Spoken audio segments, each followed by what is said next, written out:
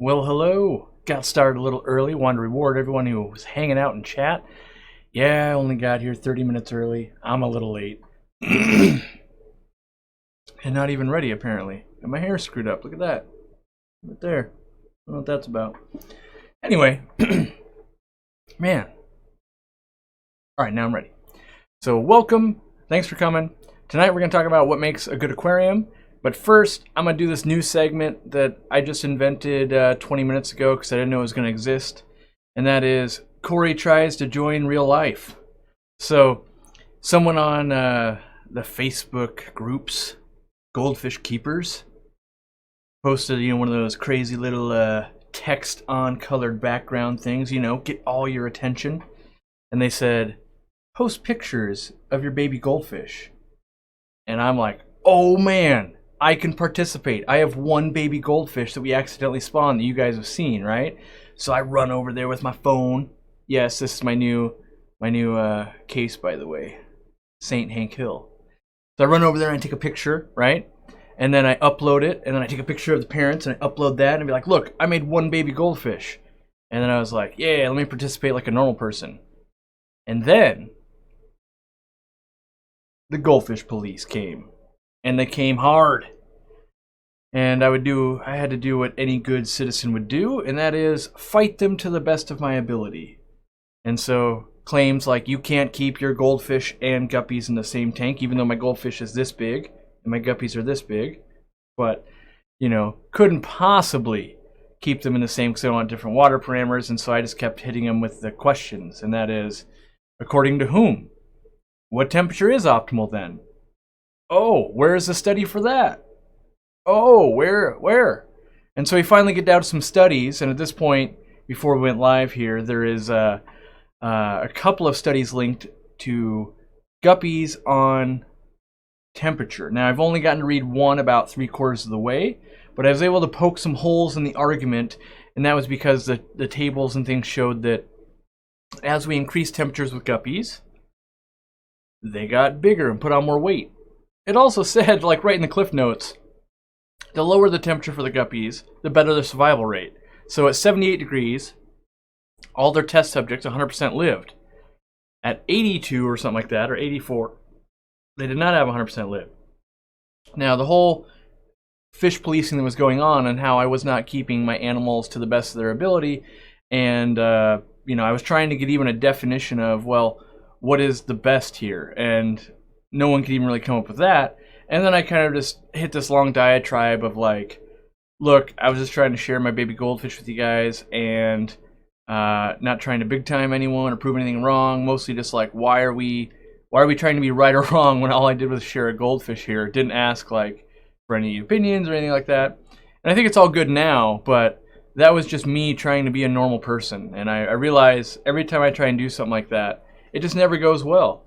So, not that I'm going to stop, but maybe that'll be my new thing I start with is like, what went horribly wrong when Corey tried to be a normal person this week? And that, I would say horribly wrong, not that it was horrible, but could have gone better. So, yeah.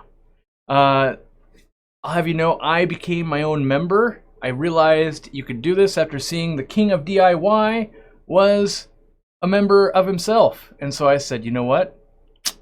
I gotta be a member of myself. So I am now a snail of my own clan. Maybe we're not a clan. What are we? We're a cooperative. That's right. We're a cooperative. So yes. Am I gonna get any Fluval 3.0 nanolights? I can answer that very easily, John G. Depends. Can Fluval get their S together? I've been backordered on Fluval nanolights for way too long. Like, way too long. They keep getting them in stock, and then they're like, sweet, we're gonna ship them out. And then magically like, oh, it turns out, number's wrong, didn't have any. Like, I've been in this like limbo of, I think their accountants didn't want to bring stock in before the new year, and then like somehow none came after the new year, and here I am sitting here with 0 of those lights. Even though we've ordered them like 4 times now, we've talked to our rep, we've talked to people, and they're like, yeah, they're on the way. We'll pull them from a different warehouse. And magically, still got none. So, if they get it together, yes, we have like 100 of them on the way. If they don't get it together, nope, we'll never have one again, unfortunately. So, I'm going to do a new little segment before I get to what makes a good aquarium. And that is $1 million ideas that Corey's never going to get to. Because I keep having these great ideas, and I just know I'm not going to be able to pull this off. But it all stems from, where was I? I was somewhere, or maybe I was talking to someone. No, I was somewhere. I can't remember, but basically, they had Phoenix lights, and they had lost the remote. And they were asking me if I had one.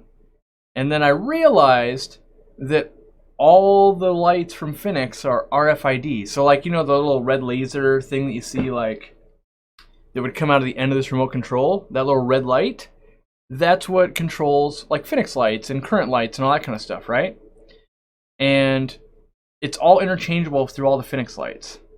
So I had this great idea. I know that there's apps to control your TVs with your phone. Can you imagine the person that builds an app, like if we had the Aquarium Co-op app and it had a remote control for every single light? It'd be genius. So someone out there, bulk resupply, someone with way more money than me. Oh, it's IR, not RFID. All right. I'm not a technical enough nerd to know that, but I believe we can pull it off with a phone. If that is true, someone out there with way more money than the Aquarium Co-op and resources, get that made. I guarantee you'll become like the #1 aquarium app when like all these remotes to all these things keep breaking, falling in tanks, getting lost. Straight up, you'll get downloaded. Like, it'll be great. So that's my latest $1 million idea that I'm never going to act on. So, yeah. We got new memberships and super chats lining up. I want to give the pre-warning to everyone. Just because you super chat doesn't mean I'll acknowledge it, because I want to play fair to everyone in the chat as much as I can, even though my eyeballs are attracted to the green because I'm Aquarium Co-op, I am green, all that kind of stuff. I try to play fair. The one I see on the screen right now is David. How do you track your breeding programs? Positive genetic traits, bloodlines, breeding conditions. Do you recommend keeping this type of info to sell the fish? Does it help with increased value? I don't think it helps at all. So the end consumer typically is someone that just wants a really good looking fish. Most of them never care about the genetics. That being said, if it was so weak it couldn't live, yes, that's a problem. But other than that, the only people that care about the genetics and that kind of type of stuff are your competitors. They go, oh, it's got great genetics. I should grab that, and then I'll breed against him or her. So I don't keep track of it. Like Dean doesn't keep track of it. I don't know many people that are keeping track of it and then could also tell you like it's making a big difference. Now, it is useful sometimes. You're like, where did I go wrong? And if you do a bunch of work, yeah, you might be able to figure it out. But at the same time, it might not help you at all. And you might be like, look at this, I got 7 notebooks. I don't know, I just store them. Kind of crazy like that. I'm a guy that makes notebooks. So yeah, that's where I stand on it. I've never needed to know it. So far, I don't think I've ever met a breeder really breeding a ton of stuff that is needed to know any of those. Oh, it was at Dean's house that he lost that remote. But anyone that's really needed to know that. Now, that being said, documenting when you got a disease, when you first got them, when they bred, like maybe if they only breed once a year, that kind of stuff could really help you. Or the first time you ever spawn it, write down pH, so that way you can be like, well, what happened the one time it worked? Can I replicate that? Like, all of those things could possibly, but a long running thing, like if I had a tank of guppies, I don't know that I would like keep a log every week for the end of time. I feel like that would be, what do I call that? You know, sometimes it's fun just to make a list of stuff, and you're like, yeah, look at that, I did all that stuff, and then you're like, yeah, let me set that off in the pile of didn't need to do stuff, you know, that type of thing. We got new members all over the place. We got Casey Corby. That's almost like my name, Corby. David McCartney. Wait, and there's another one. Jaden Jarrett. All right. I want to show you guys an item that I'm going to try to bring to the US. It's this. Are you excited yet? Kind of looks like you might get perfume or cologne in it. Just smells like a cardboard box though, so it's not. Okay. But what is it, you say?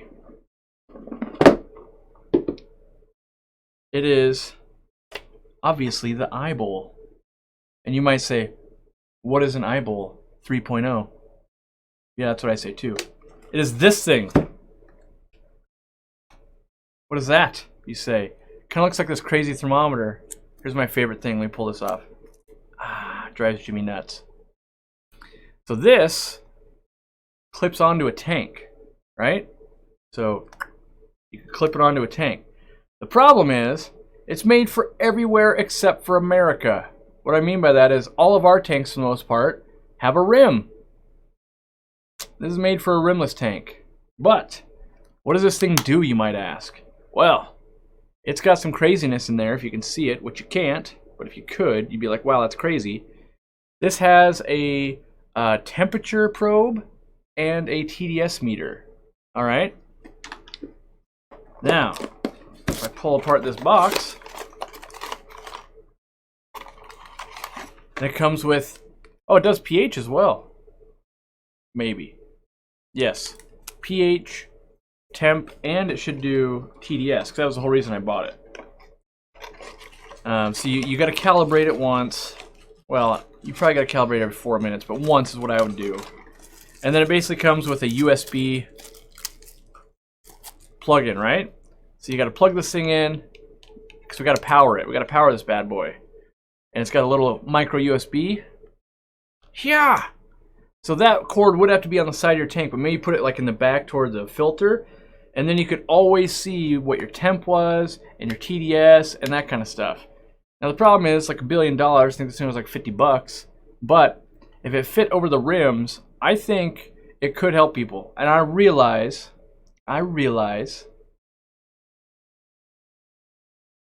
that I'm anti-TDS when it's not used correctly. I think if you're monitoring it every single day, you would... Ooh, plug it in, someone says? That would be way too smart. Do I have... All my plugins are like lights. Oh wait, I got a USB thing right here. I can do it. Let it be one of those Chinese things that like, this is the one that's going to malfunction and blow up on camera. Let's see what it does. Maybe it'll sing to us. You know, sometimes products have crazy like... By the way, Kevin, if this is the thing that ruins my stream... Alright. Wow! I don't know if you guys can see that. It's in Celsius so far. Apparently the air is a cool 3.5 pH, and there's no TDS in this air. Can you believe it? Actually, I can, because it's not meant to read that. That's a good point. I don't know if there's any settings. So at the manufacturer level, I'd have to have them change that from Celsius. But I only wanted it for the TDS. So, yeah. Yes, and someone's saying, what is TDS? It's total dissolved solids. So that measures like all the junk in your tank, but it could be dechlorinator, could be salts, could be poop, could be a lot of stuff. Like there's a lot of things that can be in your water that can do that. So, yeah, kind of a cool little gadget. I'm going to unplug it before I break it. But I ordered it. I basically was like, I'll invest 50 bucks just to prove to you guys that, yep, it's not going to fit our tanks. That sucks. So, yeah. But if I can find the manufacturer and convince them to put it into Fahrenheit and change it so it fits a rim tank and all that, it could be really sweet. Yeah, someone says it'd be sweet if it was like Wi-Fi or Bluetooth enabled. For sure. I 100% agree that would be awesome. I don't know if I can make that technology work, but I'm bringing you... Maybe I'll start doing that. Maybe I'll start showing you guys more stuff that I'm testing and looking at just to help prove that I actually test stuff before I try and sell it to you guys. Yeah. There was someone in a live stream on Bob Steenfot that had said, like, what has Corey ever done for the hobby? You know, he says about changing the hobby and doing all these things. And, you know, it hurt because I feel like I'm trying really hard to do things. I'm not convinced I've done anything yet. And I want to be clear about that. I'm not trying to sit here and say, look at all the things I've done. I'm trying to tell you guys, look at all the things I'm trying to do and might do in the future. if my throat doesn't explode, come on. Get some water here. So yes, let's talk about what makes a good aquarium. I believe it's whatever makes it so you don't. Hold on, I gotta think. It's like almost like a feeling or a thought. Not a thought, because a thought you can explain. It's like a sixth sense. So I know what makes an aquarium good for me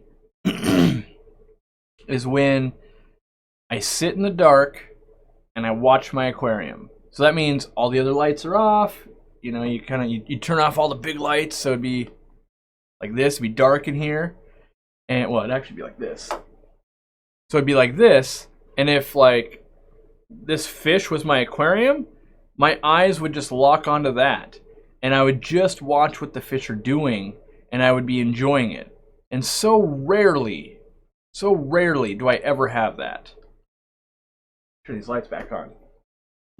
And so, like, I got that back with the 800 gallon. I took out everything out. Tiger barbs are gone. It's just ladybird, and it's clown loaches, and a few plecos. And I just sit there. So the nighttime lights are on, so it's kind of blue and it's dark. I turn my computer monitor off, and I'm just sitting there, and I'm watching it, and I'm just enjoying what they're doing. That, to me, is what makes a good aquarium. When you get lost, like, how do I explain? The last time that you lost 15 minutes of your life because you were sitting in a chair, relaxing, looking at your aquarium. That, whatever is on the other side of that glass, that is what a good aquarium is. Like, too often, I feel like myself and you guys and everyone, we're too worried about what other people think, or we're trying to get max gains and all that stuff. We're not enjoying it. So for me, I'm afraid you guys aren't going to like what I'm doing. You're going to tear it apart. I'm going to have to answer a billion questions, that type of stuff. Maybe at home, you're afraid to share your goldfish picture with the goldfish internet because they're going to tear you apart, or maybe it's a discus police or whatever it is.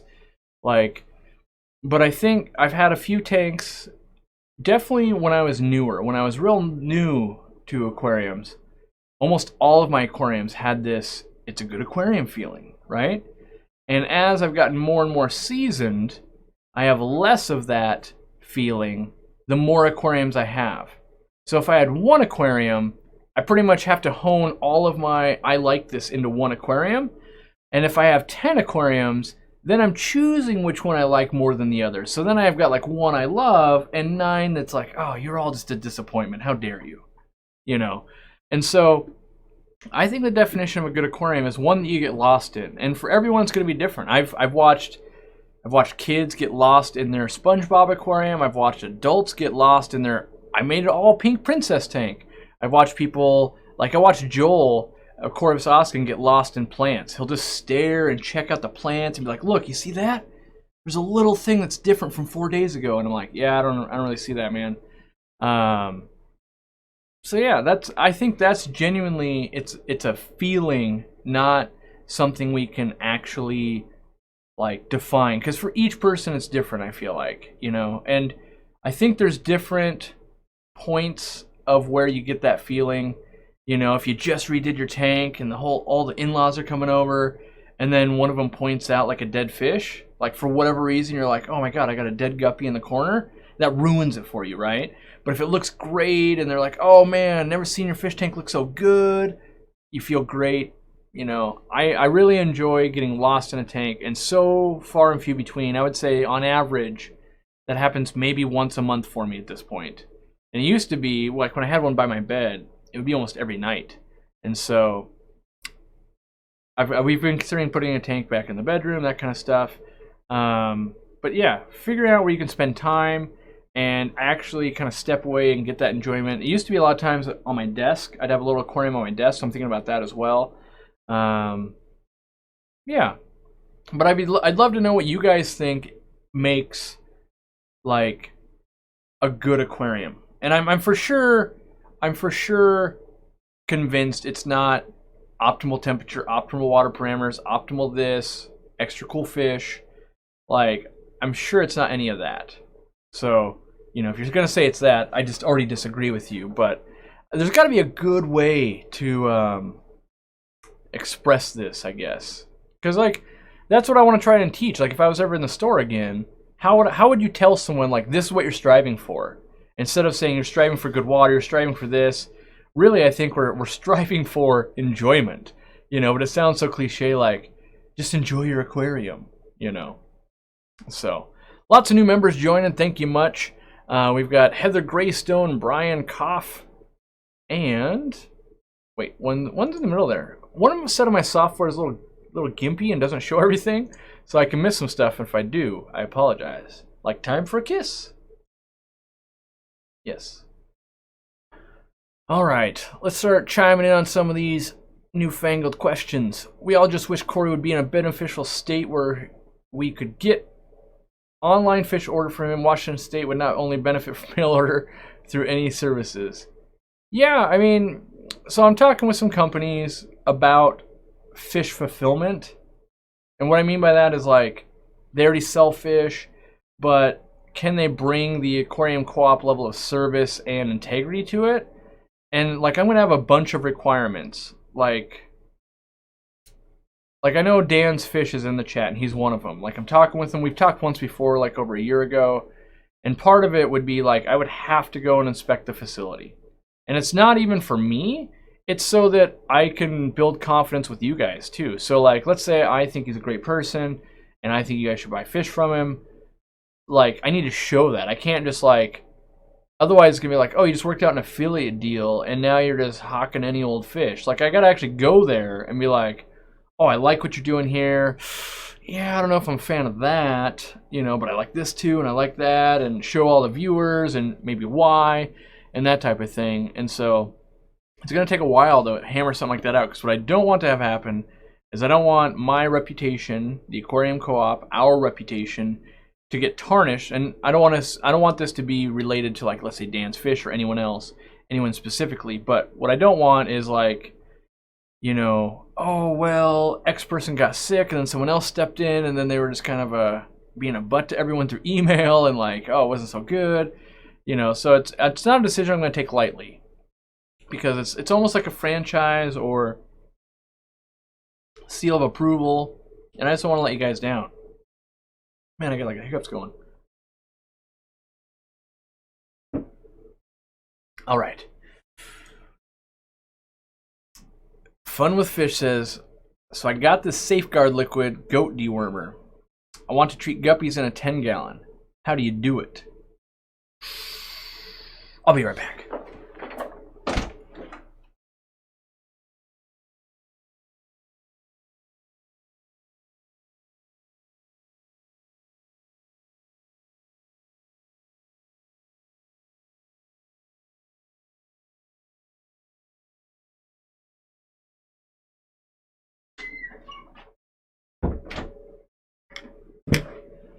I'm back. I know you missed me. But I had to prove to you that I've got infinite street cred, and I too am an owner of the goat dewormer. As you can see right here. Active ingredient, enhance, fenbendazole. Comes in a liquid.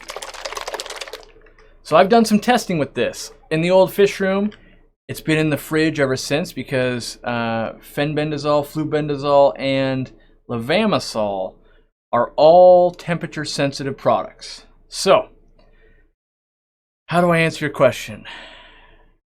I believe, and I got to do a lot more research, but this is what I can start you on. Let me start with all the big disclaimers. All right? None of this is thoroughly tested. Don't take my word for it. Do all of your own research. Do all of your own calculations. This is from my calculations as not a very good chemist at all. Okay? And it's off the top of my head. Nothing's been written down. But I believe I used 1 milliliter per 10 gallons.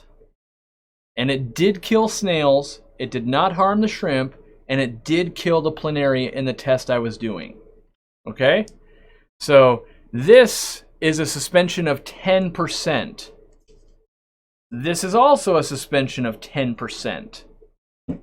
Now, I'll get to that in a second.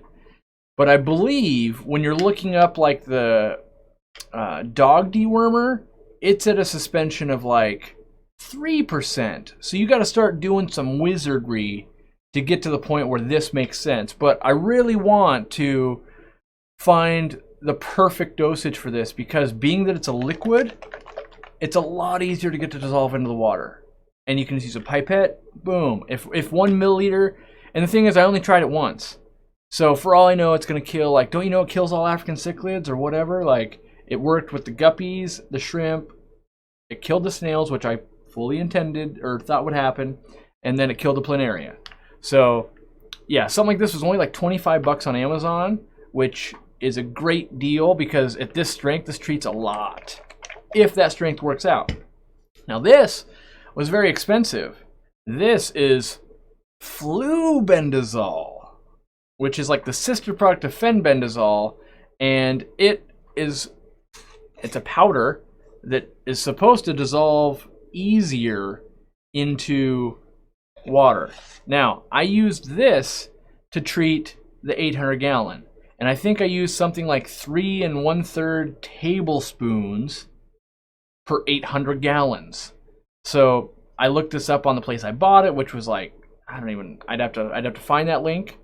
But the answer is, I don't think fenbendazole and flubendazole is well documented in the aquarium hobby. Now, I'm not saying you can't find articles, but I think people are doing what I've done, and that is like, I dosed 1 milliliter per 10, it worked. All right, I'm done testing. But most people aren't going to go, well, let's try just half a milliliter. Oh, let's try 1.5. Like, where's the lethal part? Where's the non-lethal part? And all that. So again, even though you guys probably saw me talk about this over a year ago, maybe even a year and a half ago, like, it's still in the fridge, still using them and testing them when the right situation crops up. Like, I don't always just have like an army of planaria. And this is one of those things that when I figure it out, I don't even make any money, because like I don't even sell the product or anything like that. So it's purely for the good of the hobby type of deal. But if you happen to like run this test on 1 billion 10-gallon tanks and you figure out the perfect dosage, share with the huge disclaimer that you don't know what you're doing, just like I just did. So, all right, we got some new members, I think. Garrett Schlager? Garrett Schlager? Yeah, something like that. All right, I'm scrolling down. If you want the eggs to hatch, you need to put them in a breeder box. I don't know what that means. When you stock a 10-gallon, how much fish is too much fish after they start breeding? Ooh, for bioload and stuff like that, that's a catch-22. It depends on what's your skill level, depends on how long are they going to be there. In general, I kind of believe that populations are self-leveling. So at a certain point, you won't be able to get enough food in there, you won't be able to change enough water, and that kind of stuff, and you'll just like, oh man, none of the babies are making it. That being said, that point may be after where you got lazy. So if you're like, I'm a once-a-month water change warrior, which that's me, you can get to a point where fish are just dying from illness well before like that critical mass type of thing. So that's where it kind of comes in on that. All right.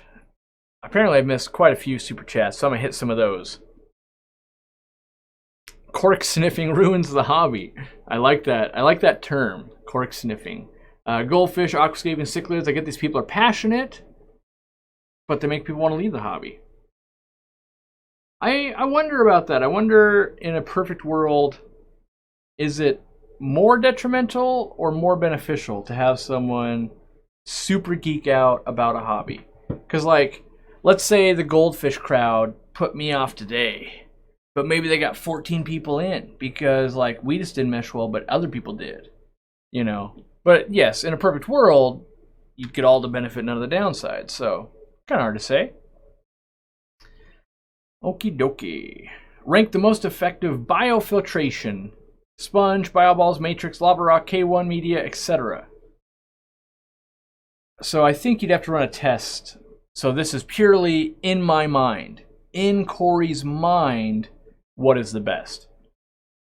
I think we got to quantify what the best is so that way we understand the ranking. In my mind, the best would be the least amount of cleaning, relatively cheap. Trying to think. I think I factor those the highest. And the reason I don't factor the most amount of surface area is because you can have things so finely poured that while they have a high surface area, the bacteria is bigger than the pores. So it's not applicable. So you get, like, bacteria dies and it sloughs off stuff and it can fill these pores, and it can actually, like a really, really, really fine bioring can actually be much, much less surface area than something else. So in my opinion, the least amount of work that can go into biomedia. Now this is only bio, not mechanical filtration, only bio. I feel like my number one is a bio ball. It's very, very coarse. It's very hard to gunk up. Lower surface area, but it's cheap.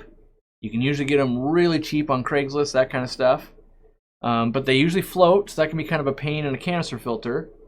After that, I would probably ratchet it down a notch and would say K1 media or like fluidized media, assuming you've got a proper filter for it. That's kind of the crux there. Then I would go to sponge, knowing that like a very coarse sponge is super duper efficient. And that's why do I have any? Yeah, I got something right here. Like this. It's gonna take a really, really long time to get clogged up. It also doesn't nearly have the surface area like a very fine sponge would, like this. Like this Rode mic cover. It's a good example, actually. This is probably like 40 or 50 ppi, pores per square inch. So I don't know if it'll focus on this, not on me. So it's super fine, right? And then this is a 15 ppi, so only 15 pores per square inch. And so you can like see through it.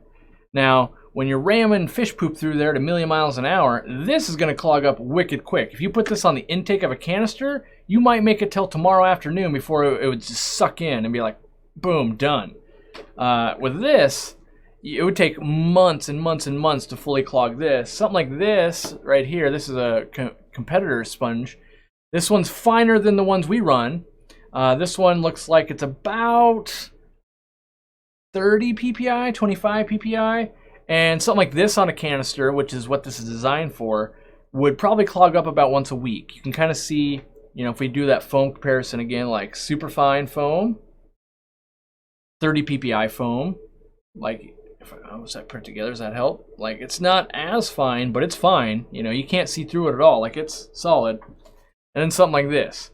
Now, obviously, the slower the flow is, like, if this clogs up in a day on a canister, maybe it takes 3 days on a hang-on back, and maybe with airlift it takes a week or 2 weeks, right?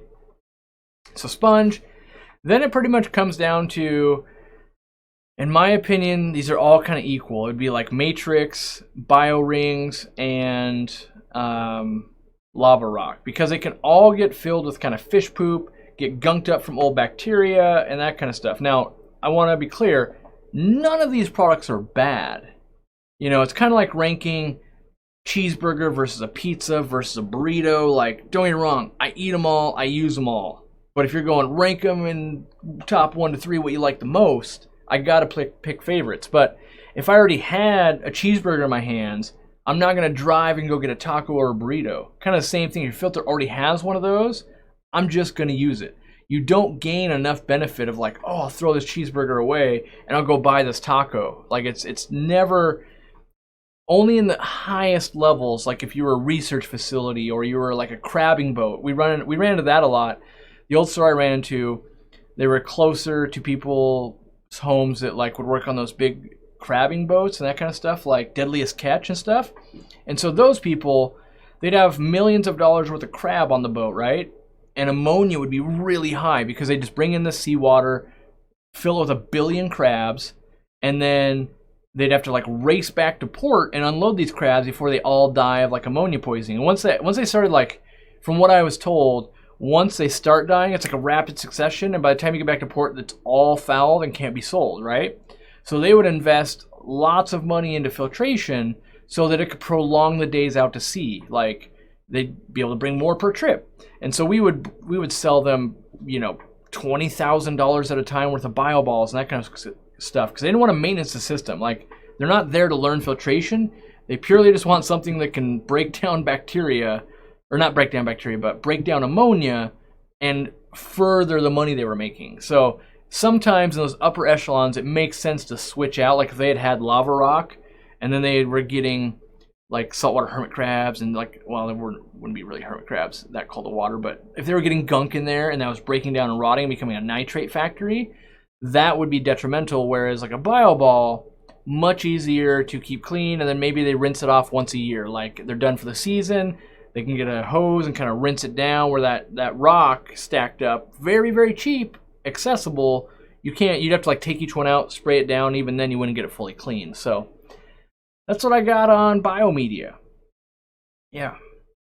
Ryan says, I'd love to get one of those Oase canister filters with the heaters in them for my nanotanks. Think they'll ever become available in the US? I believe they're already available. I don't know who's selling them. But I'll be having a meeting with them. They want me to sell their crap. And like I call it crap because I haven't committed to it yet. The minute I commit to it, then I'll be like, oh, I sell their filters instead of their crap. But even then I'll call it crap. I'm not in love with it. Now, there are things I do like about it, and there are things I'm like, I've seen this break before. How do I know this isn't going to break? So I got to do a lot better testing. But in general, I love their pre-filter ability. But what I'm not exactly in love with is their heater ability. So, like, if they just didn't put the heater in there, I'd be way more in love with this thing. Maybe I should I get it and do the live thing? Because I don't know. I'm not going to do a video on it unless I'm going to carry them. So maybe I'll show you more of my evaluation. Let me go grab one of these beasts and I'll take it apart on camera for you.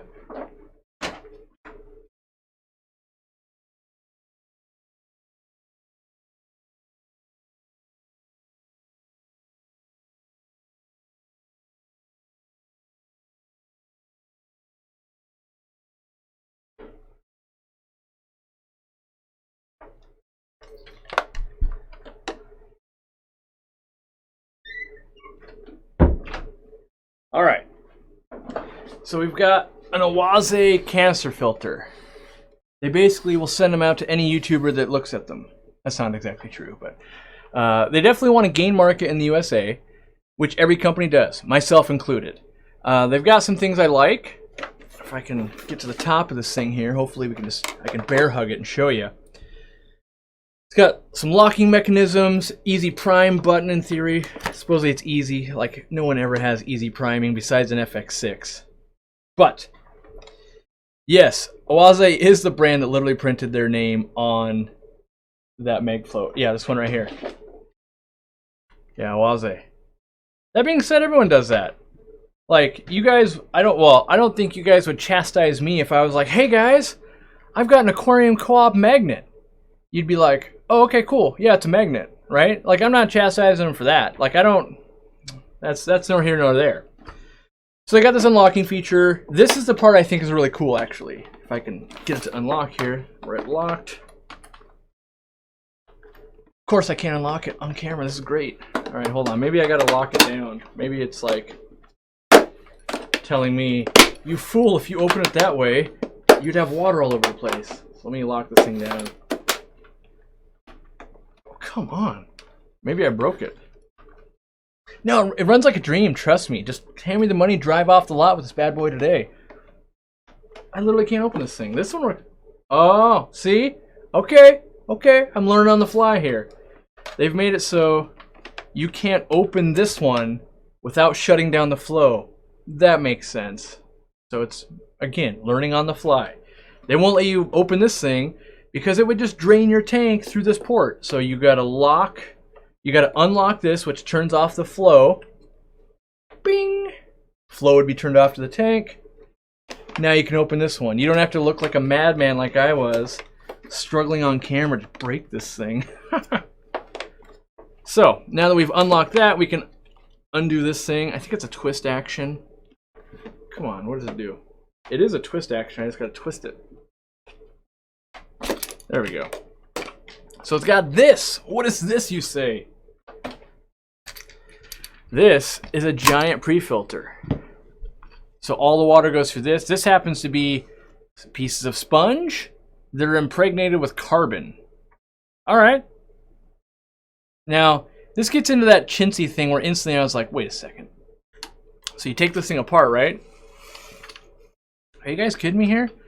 This is a damn spray bar. Like, this is a chintzy plastic spray bar. I just, somehow I was like, oh, that's it? That's it? That's what's behind the smoke and mirrors here? We got a spray bar? Huh. Okay. I mean, I don't know. I just, somehow I expected something better than a spray bar. Like, I don't know. So you can swap these out into different porosities, and I have that as well. But they still don't have one that's super coarse. I would like to see one that was really coarse. But that's really easy for them to add to the product line. So, put this back together. So this thing, which was what I love about it, is it's a pre-filter. So just like I say, you guys need pre-filters on all your intakes. That's this. So you'd pull this beast out. You'd take it, you know, it would close the bottom because there's a little flapper right there. It'd hold the water. It would probably still leak, I bet you. I bet you it leaks. You better be like dribble, dribble, dribble. You take it over the sink, you clean this bad boy, you'd put it back in, you'd prime it. All right? I like that part. I like it. Okay? So, there's experience number 2, by the way. Let me get this thing back into go to your hometown.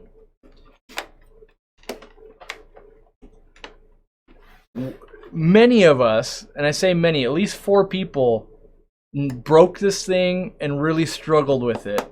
To get, like, we were ranking on this thing to get these things off. You can get, like, 2 of them off real easy. And then the second one, you're just like, what is going on with this thing? I'm gonna choke you. Turns out, and Radical Reefs found this, by the way. He's the real genius. You cannot open this thing without lifting this up. There's a little tab right here that prevents that for some reason.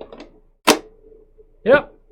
So, sometimes you just got to learn about the product. All right, let's get to the point I don't like. The one that's really like, okay, this is where I might have a problem. All these other things are like me just being dumb, not reading directions.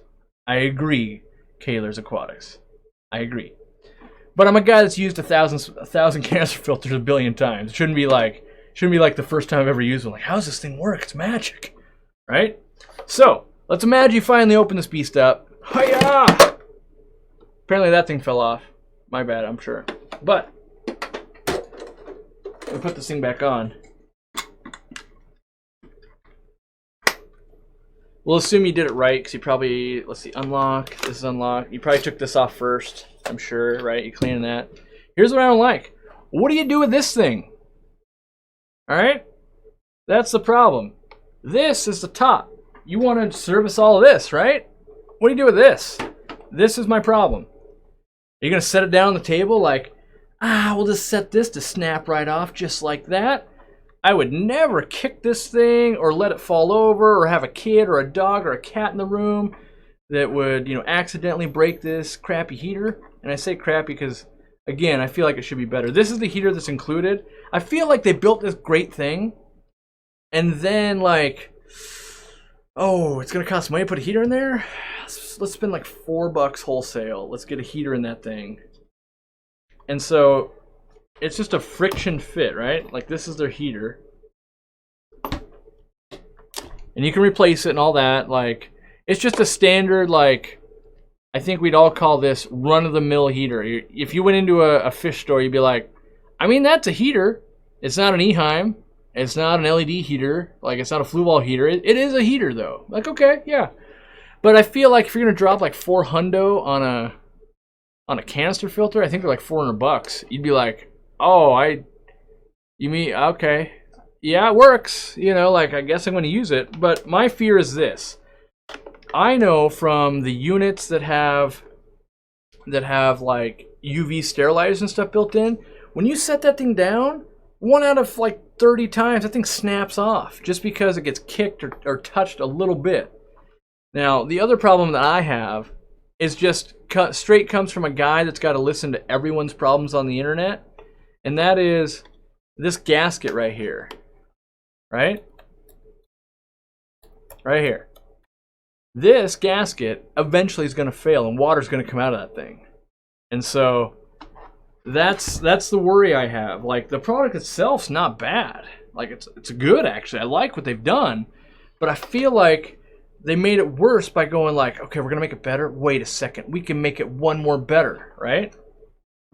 And so, yeah, you're going to put this one right back in there. Yeah. And then, yeah, again, where do you set this thing? And so I have not read the directions. Let's start with that. So if I'm doing horrible damage to this company, I apologize. Let's start there. But if the directions tell me to take this out each time, that gasket's really going to fail. And I don't care how many times you tell the public to, like, this gasket right here and that gasket, well, just hit it with some silicone grease every 6 months. Won't be a problem. No one on this planet hits their seals with silicone grease every 6 months. They wait till it gets crusty and fails, then they cry about it on the internet, then they try and rush order one from online or their store as fast as they can. Like, that's not a realistic expectation. That being said, I like the fact that most of their trays, they did another good thing. Lots of sponge. I love that in different porosities. Like, I love that. I genuinely think this is sweet. Right? I like that. Oh, there's another thing I don't like. Is it right here? Yeah, let me show you guys this. Now, I love to show the things I really like, and I love to show the things I don't like. So that way, if you ever buy something, you're not like, why wouldn't you have brought this up? Now, I don't know that for sure I could be like, you guys should buy this, because I haven't used it yet. But I keep noticing these weird things. So like this sponge right here, right? Look how it's made. You're like, yep, that's a piece of sponge. Yeah, that's what I said too. All right? But why is this one all crazy? Right? Look at this thing. Let me show you. Why is this thing? You're like, oh, it doesn't look that weird. No, wait. Why is it like this? Tell me this thing's not going to snap off after 3 cleanings. This little doodad. Right? Like that. Again, that could be fixed. That doesn't have, like, they don't always have to make it this way, but like, who's really like going to clean this thing and not damage that and then be like, oh, hold on. Let me just such a good fit. Yeah. Like, it's not that difficult just to do this. And you know how I know it's not difficult? With this one, it just already does that. You guys have already shown us you can do it. Like, why not make it uniform? Hey, look, that's the one you need to make. You already made it. So there's that. And then, the other thing I don't like, which, don't get me wrong, I could tear apart any canister filter and tell you a bunch of stuff I don't like. So I don't want to feel like I'm just beating up on Oase here. I'm very difficult to please when it comes to aquarium equipment because I actually use this crap. So my next thing comes down to, if Aquarium Co-op was going to sell this, is this what you think they want to stand behind? Now I realize you guys can't see what this is yet. I'm going to show you what it is. But this is their biological media. Now the problem is, it's not even like uniform. It's like half melty, crunched up pieces of plastic, right? So there's that weird aspect. Like, okay. And I haven't tested it yet, but if this floats, I'm going to lose my cool. Like, because it's supposed to go in the bottom trays, it's going to float up. So there's that, so I assume it has to sink, because otherwise my mind will be blown.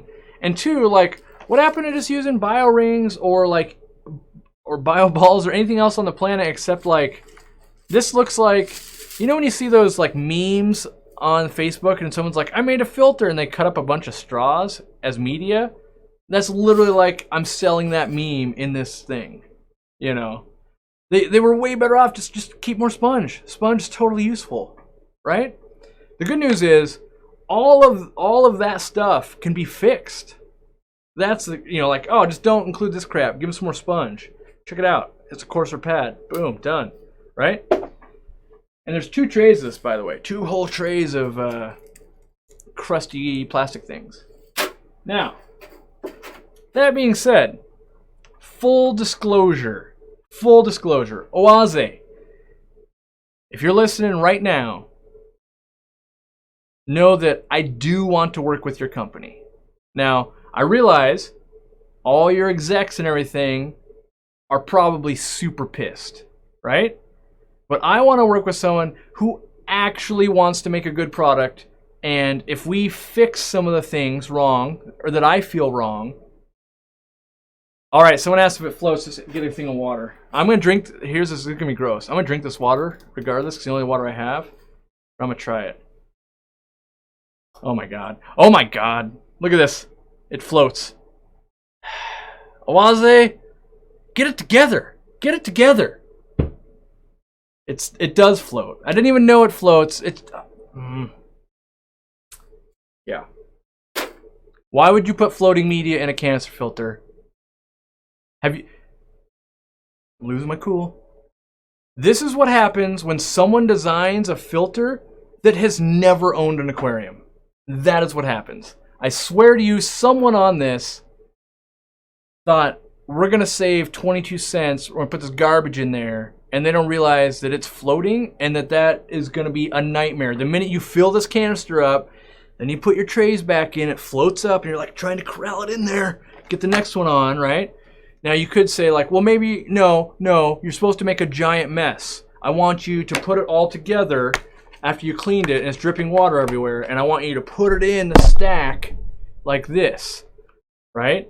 And we all know like, well, I got to fill this thing worth of water because it ain't going to prime unless I've got it filled with water. So then you've got to fill with water, you're going to put this giant stack in, watch it overflow on your counter or on your carpet right next to your tank. Like, it was all avoided if we just like had someone who actually owned an aquarium look at this thing before you spent way too much money. So, and put this thing back together. Back to Oase. If you're actually listening at this point, which I hope you are, I hope you're listening. I do want to work with you guys. You do have other products. I do want to fix some of these things. And I do believe the first manufacturer that wants to work with Aquarium Co-op and can take the beating I just delivered, here's the thing. I just told you everything that the actual consumers think about when they buy this thing. It was hard to hear, I'm sure. If you're in a meeting right now and you're listening to this, you're going, that guy just tore us apart. I get it.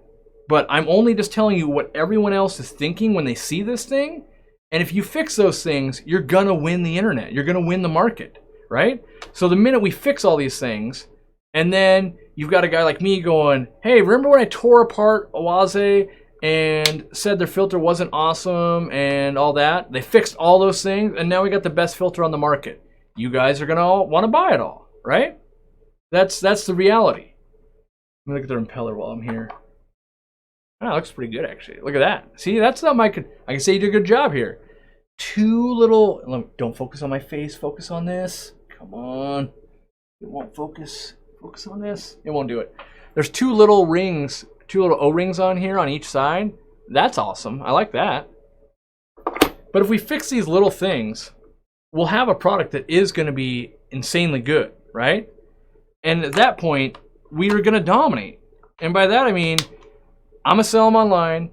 You're going to make them. We're all going to make a ton of money. The consumer's going to be like, dang, this thing's just great. Why aren't they all made like this? You know, but at the moment, in the way this product stands, and now I haven't hooked this up yet, maybe it's like the best thing I've ever used. Like, who knew it was that good, right? So I'm still reserving judgment. I have not read the manual. This is just from a guy that's used 1 billion canister filters. I can't put my seal of approval on it and be like, yeah, Aquarium Co-op's going to sell this crap, because I know it's 1 billion emails I got to field. And 2, this thing's going to snap off every 10 minutes. And so let's just make something better. Like, I know you're working on a hang-on back. If you're listening right now, I know you have people working on a hang-on back. I am 1000% confident I have the best design for a hang-on back. It literally is take a look at an AquaClear, see all the good things about it, change the few things that suck about it, let's do it. Look at the title, CChem title filter, realize that's a train wreck, don't do that. Like, we can make these things actually work. We can ask for advice from the hobbyists. We can make a better product if you want to. That's the thing, if you want to. Most times, we don't want to, because I get it. I'm a guy that makes products. What we don't want to do, no one wants to hear how we just spent 2 years developing this filter, and the American market doesn't like it because it's already in Europe. It's already being used at other places. And what's going to happen is execs are going to go, this guy, who's this guy? Just some internet nerd that's an idiot?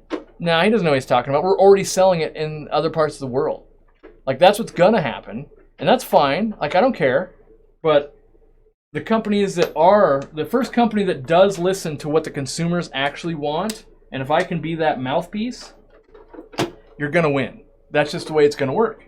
You put good marketing behind a good product, and you have a winning product. That's all you got to do. It's not that hard. So genuinely though, like, I'm supposed to go have a meeting with Oase. It's going to be a little more difficult of a meeting now if they watch this at Global Pet Expo, I think. And that's the conversation I would have had with them in person instead of on the internet. But I'd be like, look at all the things I think could be improved. Now, everything is in a vacuum, right? All of a sudden, if they said, well, we're only selling that filter for $22, I'd be like, nothing wrong with it. Best filter I've ever seen, right? But if it's in the same level, you know, if it's like a $200, $300, $400 canister, like all other canister filters, I don't think it's better than anything. That's just my own personal opinion. I don't think we've brought enough positives compared to the negatives. And some of them are easy fixes. Let's fix that foam. That's literally another shipment from China. We can fix that. Let's fix that floating media. That's a train wreck. Let's fix that. Let's throw some bio rings or more foam in there, right? And then the heater thing, I'm worried about that. So I think we need to retrofit that heater, take the glass casing out, and let's put in a plastic encased one that is much more sturdy. Like, from there, we're only left with like maybe the O-ring going bad, which I can't know. I haven't used the filter long enough to know, oh, that craps out in 10 minutes or it's 10 years, 20 years, I don't know. You know, but we can make the changes before we go to market, so to speak. Something that I can stand behind, you know. And imagine this, if you're listening right now. Can you imagine the story of, we fixed all the things Corey said, and now he's selling the filter? Like, you guys watched this, and then you saw they fixed it. You'd be like, wow, they actually fixed all the things. I want to try that filter now, right? So that's where I stand on that. I test products all the time. And mostly it's me doing that via email to them, and then them going, you're an idiot. You don't know what you're talking about. And I go, you're right. Let me keep designing products and bringing them into myself and making a lot of money while you keep wondering why you're losing market share. So there's that. That's my honest opinion on that thing. Having not used it, I fully want everyone to realize I'm diagnosing a product I haven't used. So there's that. But I think we all do that.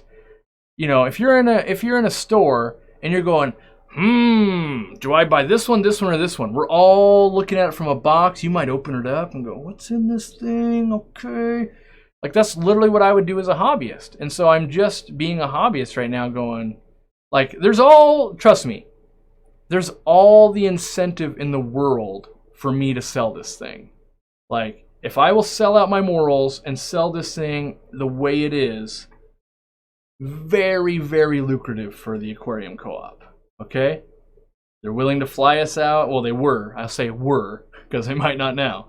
They were willing to fly us out to Orlando, and they sent us all this test product. And they do have products I like. So there are, like, don't misconstrue this as like, you said you hated all Oase products. No. I'm pointing out flaws I'm finding in stuff, doing my research. There are products over there that I do like. And so I'm much more likely to want to sell that. Like, oh yeah, this thing looks awesome. We should do this, you know? So yeah. Now I'm going to drink this water that probably has some plastic cast off in it that's going to kill me.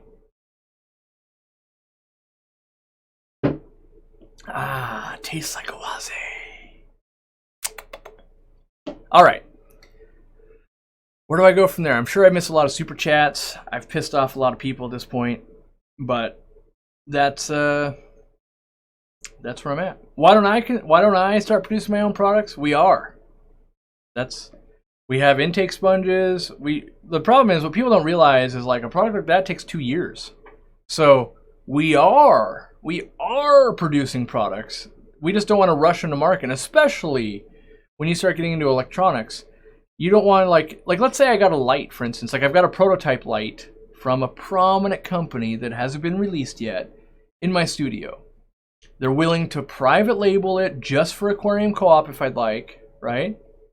And I'm laughing at people watching me take a drink of the water. It's not going to kill me. Trust me, I've been in aquariums. I've drank way worse. So I was talking about that light, how they'll make it just for me. Oh, so here's the thing, yeah, is that I've got like all these electronics in my testing, I guess. I have to test them for like years because I can't just like plug it in once like this thing. I couldn't just plug this thing in once and be like, it's awesome, let's start selling them. What if it craps out in 3 days, right? Like, I feel like I have a way bigger obligation to you. The whole Aquarium Co-op reputation like relies on everything we do, and if I get a bunch of you to buy something, I want it to be good. You know, like I genuinely believe every single one of you should be buying these Sarah Onip tabs, honestly, right? Like I sell them. I love this product. I use it every day. We use it in the store. There's nothing, that's not true. There are things I don't like about that. I'll say there's nothing I don't like. I hate the stupid, brochure in 7,000 languages. But the actual using of the food, I love. Like, everyone should own Sarah Onip tabs. If you haven't used Sarah Onip tabs, go order some. It's a 24-pack. I've got the cheapest price online. I think it's like $4.49. You get 24 of these things. Feed one a day. You'll love your fish. You'll get into that zen moment with your tank where it's just you in the tank and you're loving it. Turn the lights off. Just watch your fish. You'll love it, right? There are products I super duper duper do love, and this is one of them.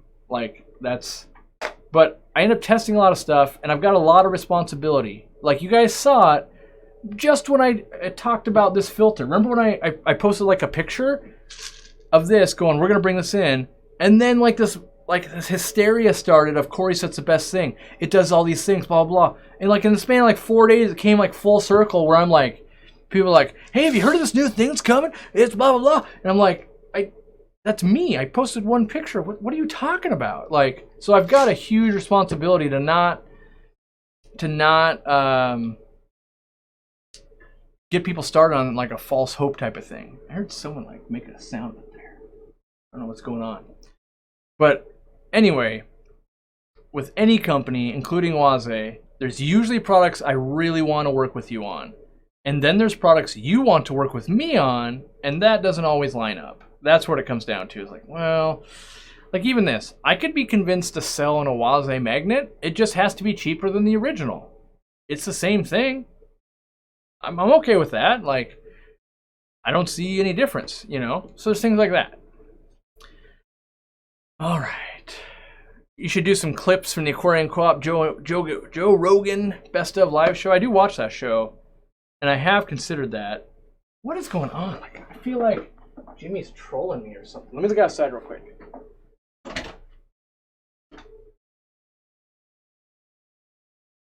What's going on out here? What noise? What's that? Oh. Jimmy was bringing a sandwich and stuff. He was just making weird noises out there. Anyway. I don't remember what I was talking about. Probably about pissing people off.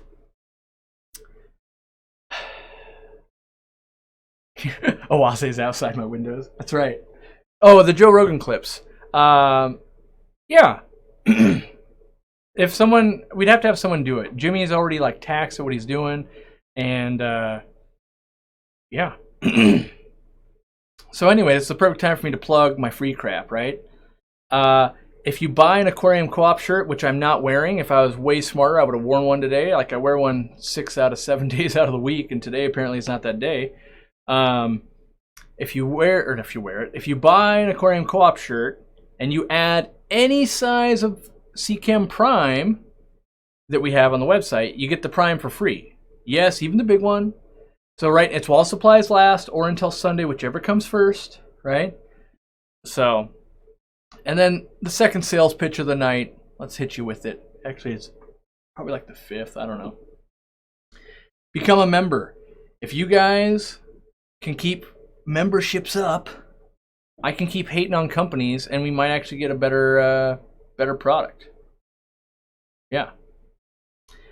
Ooh, Taryn says, super chats, please.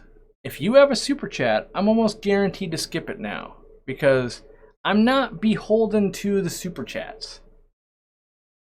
But I will probably read them. But at the same time, I'm here to kind of do a couple things. Educate, have a good time, put on a show. I'm doing all that kind of stuff. And it's a different show, I'll give you that. But, yeah. Do I know Hydra filters? Do I know Hydra filters? I feel like that's... No, I don't think I do. I feel like I've heard of them, but I don't know them. Alright, where am I at now? It's an hour into me losing my job. Matt Squires emailed me about the Frittata rainbows today. Yeah, talked about he wanted to know how to spawn them. Using a spawning mop, they're going to lay eggs in there. Then you're going to have very small foods, which would be like infusoria, maybe some APR, which stands for artificial protein rotifer. You can watch some videos on how to raise basically rainbow fish fry, and the breeding of it's not that hard. They pretty much lay eggs in a mop every day, let them collect for maybe 7 days, move the mop, hatch them out, then it comes down to feeding. That's the hard part.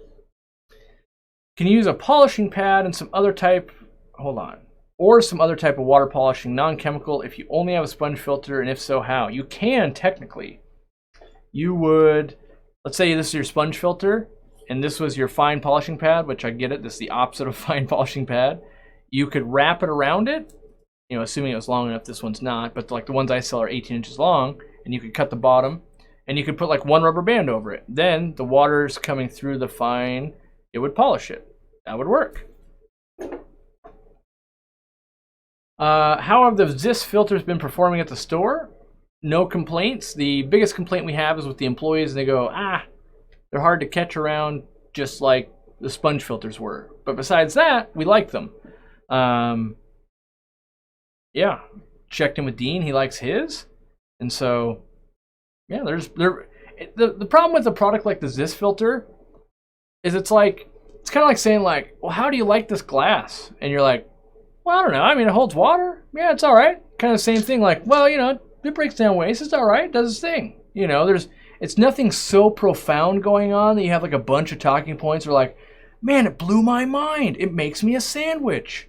You know, like there's nothing over the top, but that's kind of good too. Like we noticed with that Oase, look at all the things it does. We've done so many things that maybe we went overboard and could have dialed it back and had a perfect product type of deal. All right. Well, that was from Weldon Aquatics. Brian's Aquatics says, nice to be on while you're finally streaming. What is the best treatment for Camellinus worms? That's from Taryn with the $2. I'm glad we interrupted the stream earlier for $2. Yeah. That question, which I've answered probably 1,000 times on the channel, would be levamisole. You can use flubendazole, but it's proven that, well, not proven. It's more documented that levamisole treats it better. That's not true. It's more documented that levamisole has been successful just because more people have used it. That's what I'm trying to say. Now, if I had Camellinus redworm, what we do is we order it up from selectaquatics.com and we follow their directions there. The reason we do that, all right, the reason we do that is because we know that Greg Sage buys it fresh and keeps it temperature controlled. Just like we were talking about earlier, how those had to be temperature controlled. Same thing. When it's in an Amazon warehouse or some other site warehouse type of thing, we can't guarantee that it's been in a correct temperature. So, and if you're going to lose the potency of the drug, that defeats the whole purpose of ordering it. So even though the Greg Sage is a little bit more expensive, he ships it very quick. And I know it's been controlled before I get it. And that's important if I'm going to try to treat an illness. I want to do it the first time. So, all right. From Luca Box, I skipped this one earlier apparently. What has he done? You, enthused, inspired, informed, welcomed, reminded, I guess, contributed, helped, supplied, revealed, and intrigued thousands of people. Oh, that must be way back to where I was saying like, that one guy was saying I hadn't done anything yet. With a platform of 257,000 people, he's not doing much. I agree. My retort to that is like, well, what are you doing?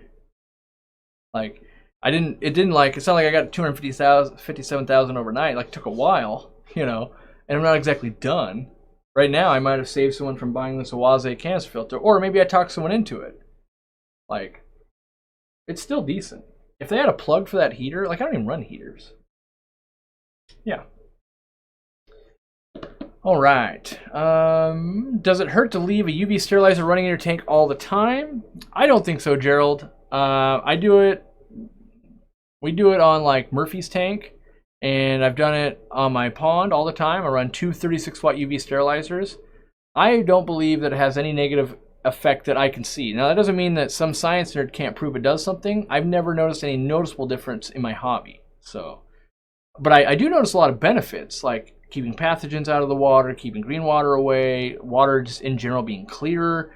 There's a lot of good things to it, but I'm not sure I can attribute any negative effect that I've seen to it. When trying to decide one fish to put outside for the summer, we decided to put Dention barbs, also known as the rosy barb, in one of our IBC totes. Those are those big white totes you guys see that I have, called an IBC tote. Any tips on breeding them outside? I don't know that. I don't have any tips, because before about like 5 years ago, they'd never been bred in captivity. I believe they have to use hormones to get them to breed. They had never been bred in captivity until like 5-6 years ago. So it might be difficult. It also might be one of those things like, oh, maybe you can do it. Don't give up, but, you know, see how it goes. How's Wincy doing after the surgery? That's right. That was what, last Monday? Today is Wednesday. That was this Monday, maybe? I don't know. My days get all jumbled up. I think that was this Monday, right? It must have been, maybe? No, it had to been last Monday, because, yes, I remember I had to miss a meeting, that type of stuff. She is doing great. She was a little scared when we took her to the groomer. She was like, oh no, is this like teeth appointment 2.0? But now she's doing fine. We took the groomer, she got her nails did, and she got a shampoo and all that, and she smells good, and everything's good, you know. So now we have our little old lady dog, Sassy the Destroyer, which you may or may not have seen. She's kind of a trained assassin, so it's unlikely you've seen her. But she's got some real bad breath, and she's got some plaque on her teeth, and so we're considering an appointment for her. She only weighs 4 pounds, so it's more risk, being that she's 14, almost 15, and she only weighs 4 pounds, waking up from anesthesia to have teeth cleaning done, and if there's any extractions. So we're not excited about that, but we remain committed to, you know, animal health basically. And like, I think Wincy's whole ordeal was $550 or something like that. You know, it's not cheap, but at the same time, it's what you got to do. You got to do for our little, as I call them, our little bed warmers. They sleep with us. All right, how to get iron to a sword that is deficient in iron. Root tabs will give you your first start. Beyond that, getting like maybe like a handful of like the red laterite, not laterite, fluorite, like some fluorite red, kind of getting that in there and getting it underneath. If you're having trouble getting it underneath your substrate where the roots are, here's a trick that I stole from someone that I can't remember their name. They used it to do soil. So like they would get like organic soil.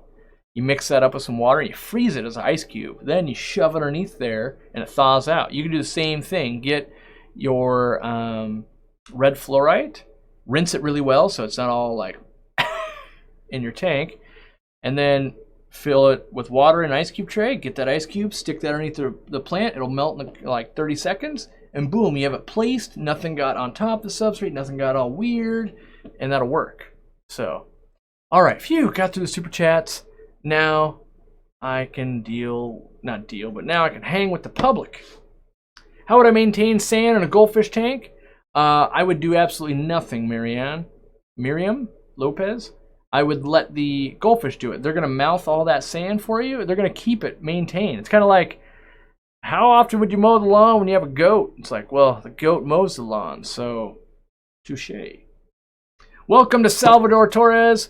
Thank you for joining the Oasis destruction team. That's not true.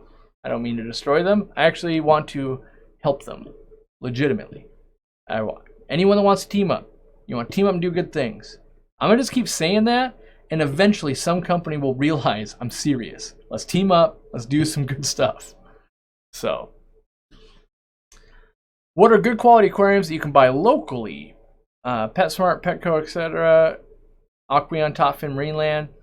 To the best of my knowledge, the super conglomerate owns basically Aquarium and Marineland. And so, being that they're owned by the same people, quality standards are about the same. So they're pretty much equal. You're buying it from a Petco or a PetSmart. And I don't know, besides having something like custom built, or I'm not sure I could say like there's much difference in anyone's aquarium manufacturing right now.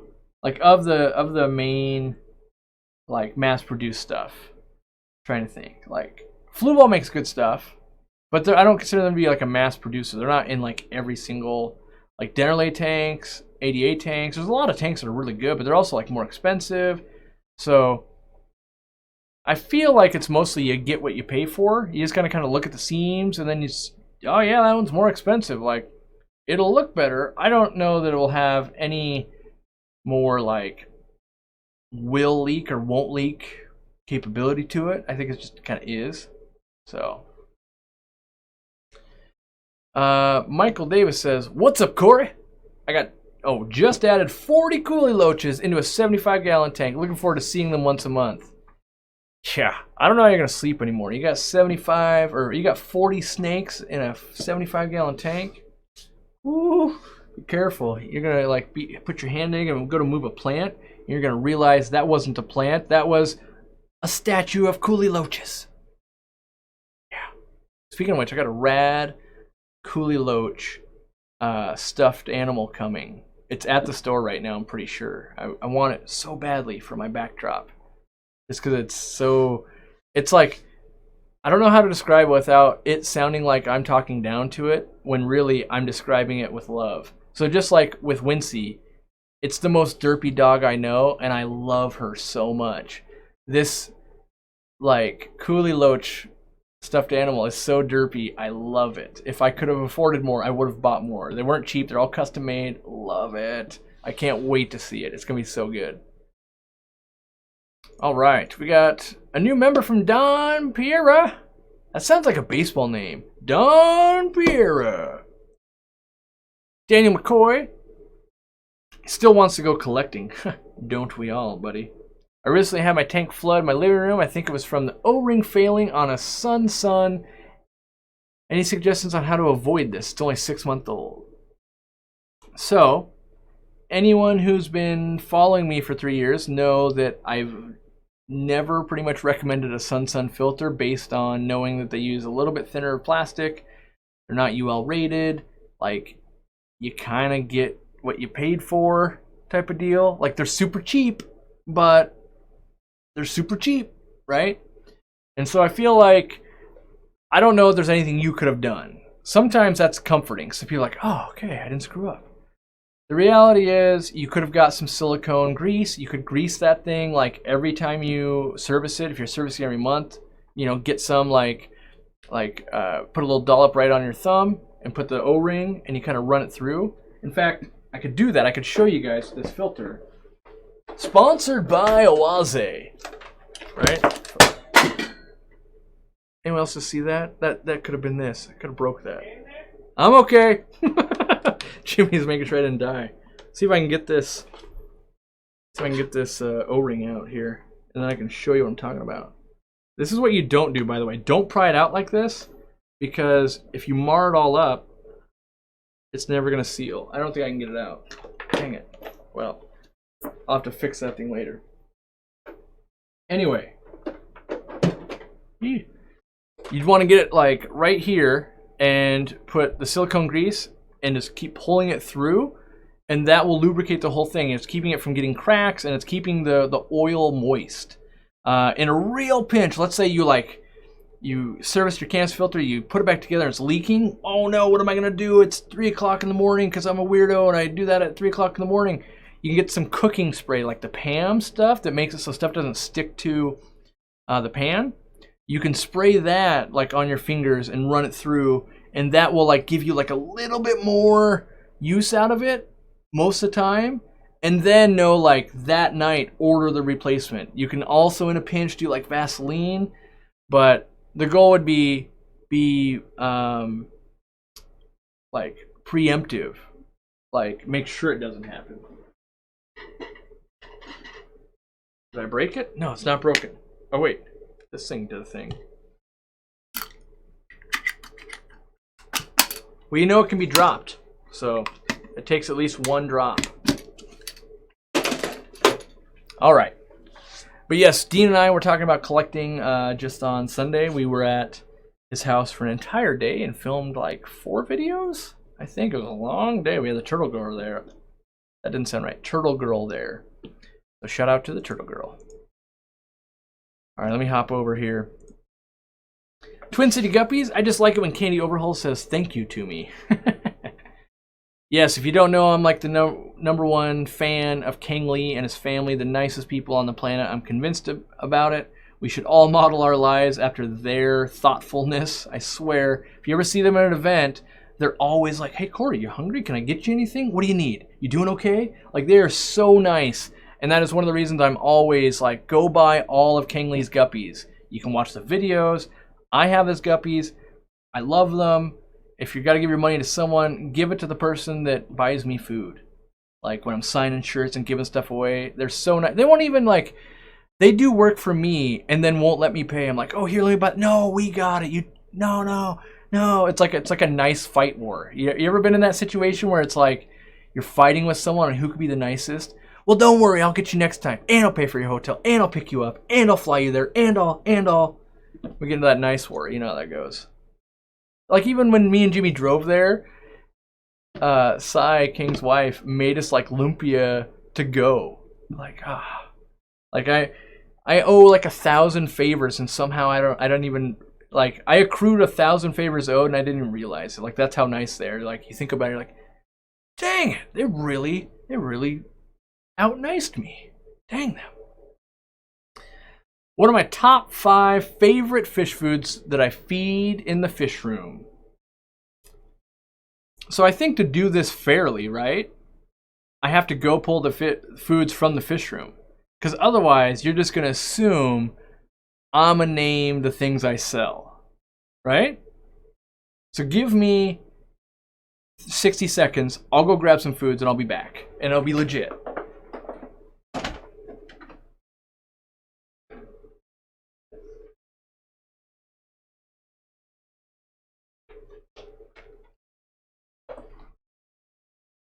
I'm just gonna sit here and not say anything at all. Let's answer some super chats here, and I gotta go.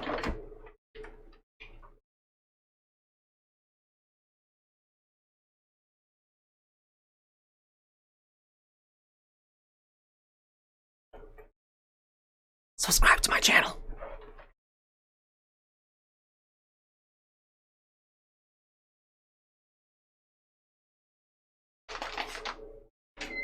Jimmy's just looking at me funny, wondering why I'm out the room while he's editing.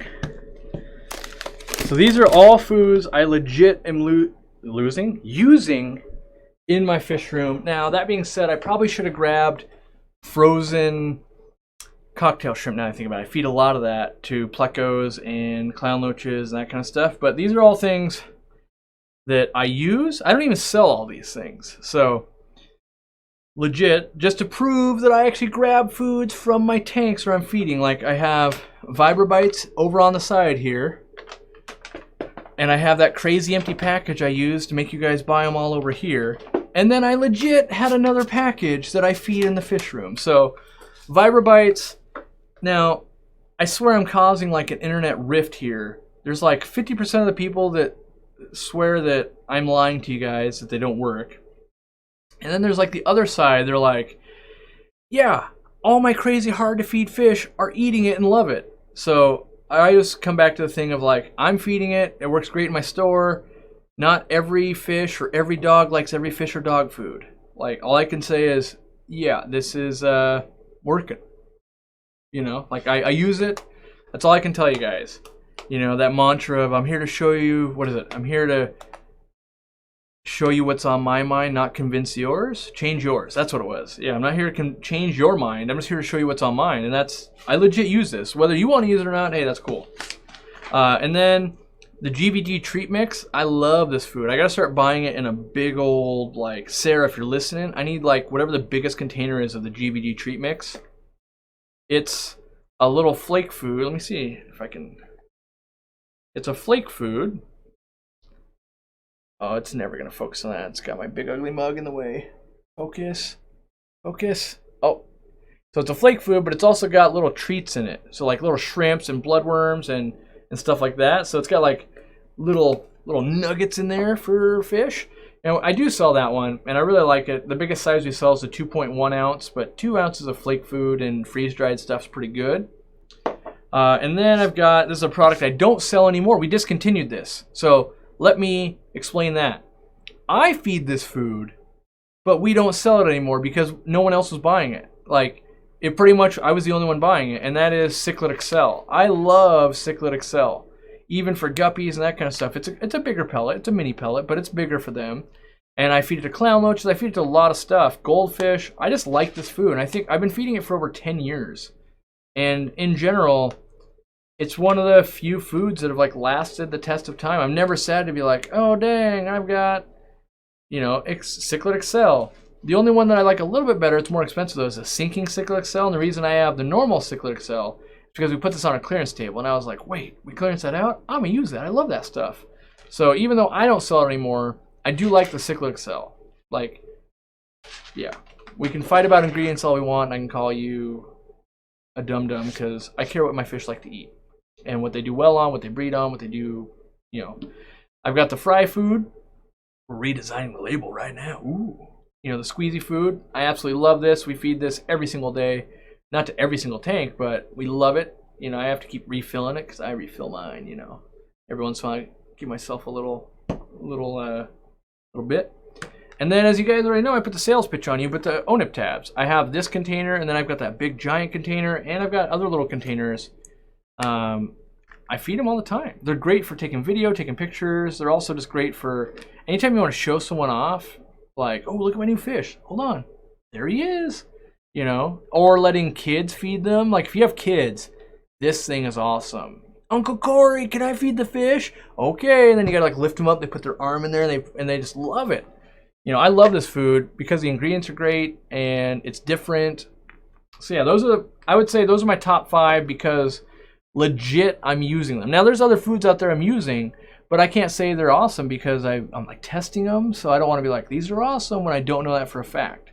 Man, this hair of mine, not good. All right. Where did I fall off this train at? Yeah, middle of the way there. Okay. Bought some Tiger Lotus from the coop. It's doing great and growing all over the tank. Should I trim the big pads after a while and make them smaller to make smaller ones grow too? You could. They're also the thing grabbing a lot of light, so it's could be blocking it. I like the look of the big lily pads though. So a Wincy stuffed animal? No, I wish. Man, I got boogers in my nose on camera. You ever have that feeling where you just like, oh, let me touch my nose, and then pretty soon you're like, oh no. It's gonna be one of those things. And if you're in public, you're just like, ah. So, you know, so this is what I always think of. Like, I'm a crazy human, right? So you'll touch your nose, you're like, oh no, I got a booger. And then somehow you're gonna try to be so discreet, you're like, oh God, what if someone can see it, right? That you look like you're on drugs, just like trying to be so discreet, you look like a maniac. And that's how I feel right now because I'm on the live stream and I feel like there's like I just got an itchy booger nose. Real talk there.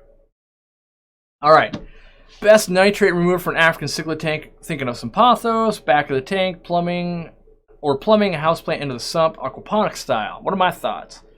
So I would do that because that's super easy. Like buy one, put it in, boom, that's in motion. Then I would maybe try getting some underwater plants, maybe try an Anubias, see if they just don't gobble it up. If they don't, that's a win. And then after that, I really want to, so truth be told here, I'm laughing at everyone else laughing at the booger nose. Truth be told, I really want to run some tests and some experiments with basically like what I call liquid gravel vac liquids, I guess. I don't know, like the bacteria that will digest stuff. So everything I read scientifically says this stuff works. Every time I try to quantify, like, let me try this, I don't see any difference. I can't see any difference. So I would play with some of that stuff, knowing, coming from a very skeptical place of like, I don't know, this. But so I want to do a new series, and so help me, if any other YouTuber steals this, I'm gonna nice fight you. I'm gonna buy you so many dinners and candy bars, you can't help but feel bad that you stole my idea. All right? I want to do this thing where it's like us versus the internet, or us, the internet, versus scientists. I want to go there, like I want to go to a lab, and I want to challenge them, be like, convince me this thing's not a giant scam. And if they can, I'm willing to try it. But I really want to do that because every company on the planet can't be making this bacteria crap and have it not work. I just feel like there's way too many people promising me it works and it doesn't work. So I want to get to the bottom of it. And there's other products too, but something like that. Let's see. I got a nose hair or something. Does the hoodie qualify for the free Prime? Unfortunately, it doesn't, Danny.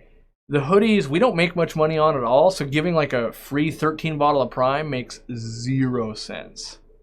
Like, we just really don't make much money. So it's kind of one of those like, sorry. We try to give our money away where we can.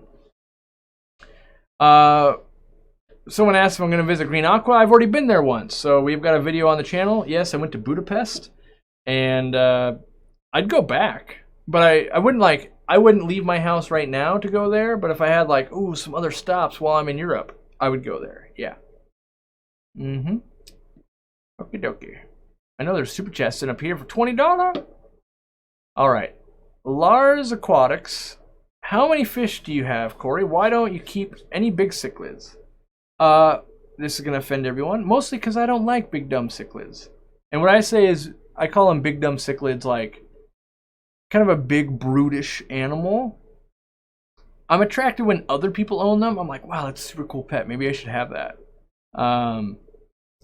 But at the same time, I don't enjoy aggression, and I love community tanks. I really love community tanks, and I love plants. So, like, I sympathize with the King of DIY. I didn't get to watch his videos, but like I saw there's like a response to getting rid of fish, and then I read some comments like right before we went live, and from what I can piece together, he got rid of some fish, and then people were like, how dare you? And then he's like, I wanted to. So I sympathize with that, knowing that like anything I bring in, out of 257,000 people, there's going to be like 2,000 people that are diehard fans of that fish. So like Tetra number 294. Oh, you got rid of that one? That was my favorite one. I watched that one in every live stream or every update. And so that is like exacerbated a billionfold when it's a big fish. So like everyone loves Murphy, right? Well, it's big fish, cool fish. Everyone's gonna love Ladybird. Like these big mascotish type big cichlids and fish, that's an inherent problem. So like when I had a doveye, for instance, everyone wanted, how's the doveye doing? How's the doveye doing? I myself didn't fall in love with that doveye. So now I'm like keeping a fish around like, well, people like it. I don't really care about it right now. And when you get rid of it, how dare you? Oh man. And so at the moment, I just don't have any big cichlids that I'm in love with. You know, part of me thinks I could enjoy like an emperor cichlid for about 2 weeks until I'd be like, okay, I did that, and I'd be lying if I don't see like an Oscar every once in a while, like, dang, I should go Oscars. I should do. But I know that in general, I love to mix fish. I love plants, and I want to be constantly adding and taking away. And those type of fish don't lend themselves to the way I keep fish. And so mostly I go, well, you stay over there. I'll enjoy all of this and separate myself from that little bit of the hobby. And there's always time. Like, I'm only 35. I could keep fish for another 35 years and I'd be 70. There's plenty of time for me to go through a Central and South American phase of my life. And I want to go collect them. Like, I was talking with Dean. We want to go to all these places. I'd be far more likely to be like, oh, check it out. I'm bringing a black belt cichlid I caught myself home. That type of thing. All right. Now I'm getting chapped lips, getting out of control. What do I think about the food brand Cobalt? I like their flake food, if I'm being honest. I do like their flake food. Most of the other foods that I've tried, I'm not a fan of. I haven't tried them all, but I don't think I love their wafers. I didn't like their Mises flake and their brine flake. Their spirulina flake's okay. I guess most of the pellet foods I didn't fall in love with, but just because I didn't fall in love with something doesn't mean it's bad. So, like, when I'm giving my opinion, just know that, like, yeah, I don't know. I mean, it's all right. Yeah. I don't sell it. Like, that's an indicator. But at the same time, I don't sell this food and I love this food. So, you know, like, it's not always an indicator. Yeah,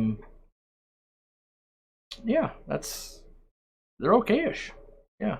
I mean, I wouldn't tell someone, like, you better switch foods, man, you're gonna kill your stuff or anything like that. I'd just be like, oh, well, yeah. All right.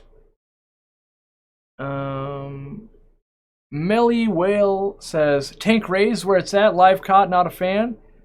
Most likely, Melly, you're not educated enough to make that decision. Now, you may be, but most people I talk to, and I get into this, like, you know, posturing dance, and I'll be doing a lot of this education probably next year. I've got some trips lined up, but there are many populations where fish come from that if we don't take fish out of there, they will no longer exist. Now, you could say, I'm purely 100% against it because I feel like that wild-caught fish knew the wildlife and now your aquarium life will suck. We could make that argument. I could agree with that. But I would also fight against you and be like, well, maybe its life is better. We can't possibly know if it's better or worse. Like, what if the gold miners were going to kill it next week when they moved down the river and killed it? Right? But in general, I'm addicted to seeing natural habitats. I want to go there. I like learning about and learning from the people that are there. It was very powerful on me to see people mining gold, seeing the effects, just seeing how destructive the water was and how there's no fish there even though there was 2 years ago and like all that kind of stuff, right? And so I want to bring some, how do I say this? Information, I guess, to as many people as I can. And part of that is like Project Piaba. Like, I'm going to be sharing some of this on my community page because Dr. Tim Miller-Morgan, who you've heard me speak about before, he's going there and working with them, and then he's going to be updating his Facebook page, and I can share that. And basically, there's a whole, like, I don't know if I want to call it a community or a tribe or like a population of people that depend on us buying, for instance, just the Cardinal Tetra. So much so they put on a festival and they've changed their culture to celebrate the Cardinal Tetra and what it means to their commerce. I talk e-commerce a lot. Their commerce, and that like has saved that part of the forest. Now, if we can replicate that in other areas, it can be very, very beneficial. If we don't do that, some populations are just going to go extinct. So I'm not on the train of one or the other is purely bad. I think on an individual species basis, we could make those determinations. But when someone says, you know, hamburgers are good, cheeseburgers are bad, it's like, well, but where are you getting it from? You know? And I feel like the same thing. Like, well, where's that fish coming from? Oh, it's highly endangered and we're stealing it from the wild? That's a bad idea. Oh, wait, it's highly endangered and we're stealing it from the wild and they're building a dam next week is going to kill them all? Wait, that's a good idea, right? So, like, without the outside information, we're really just putting out something that's not useful, I feel like. We're giving an opinion on something with no facts or no outside information. And I feel like that's always dangerous because there's enough people in this world that will take something they read or hear and repeat that in the same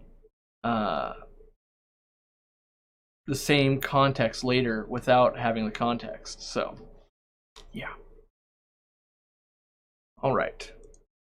Are we ready to party? What time is it? 6:36. It's time to party. Is using hydrogen peroxide really a common practice? Sounds scary. If this is a common practice, we need an instructional video. So I wouldn't say it's common. I would say some people use it. I've used it. I hesitate to put out a video because I think it's too easy to... Here's what happens. Here's what I find happens a lot. If I say or do a thing, whatever it is, naturally, out of thousands of people, some people will go, they're doing a thing, I know how to make it better, I'm going to do this thing. Perfect example, right? Here's a perfect example. If I read the directions to ICX, I don't have any in here, but it's like 1 milliliter per 10 gallons, let's say. Maybe that's true. Maybe it's 2 milliliters. Anyway, then there's someone's going to go, well, I've got 2 logs, 9 fish, 2.5 inches of gravel. I think I've only got 6.3 gallons of water. Oh, but then you got to add on the canister filter, so that really makes it 6.9 gallons of water. So I'm going to dose for that. The reality is the strengths on the medications are made so that there's plus and minuses to it. Like they already assume you're going to have gravel. They build in this variance.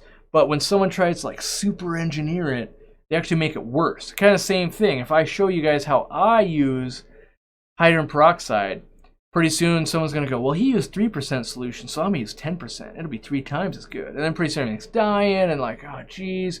So it's like, that's part of that whole got to be careful what I say and do thing. Because even though 99%, you know, for perfect example here, 100% perfect example.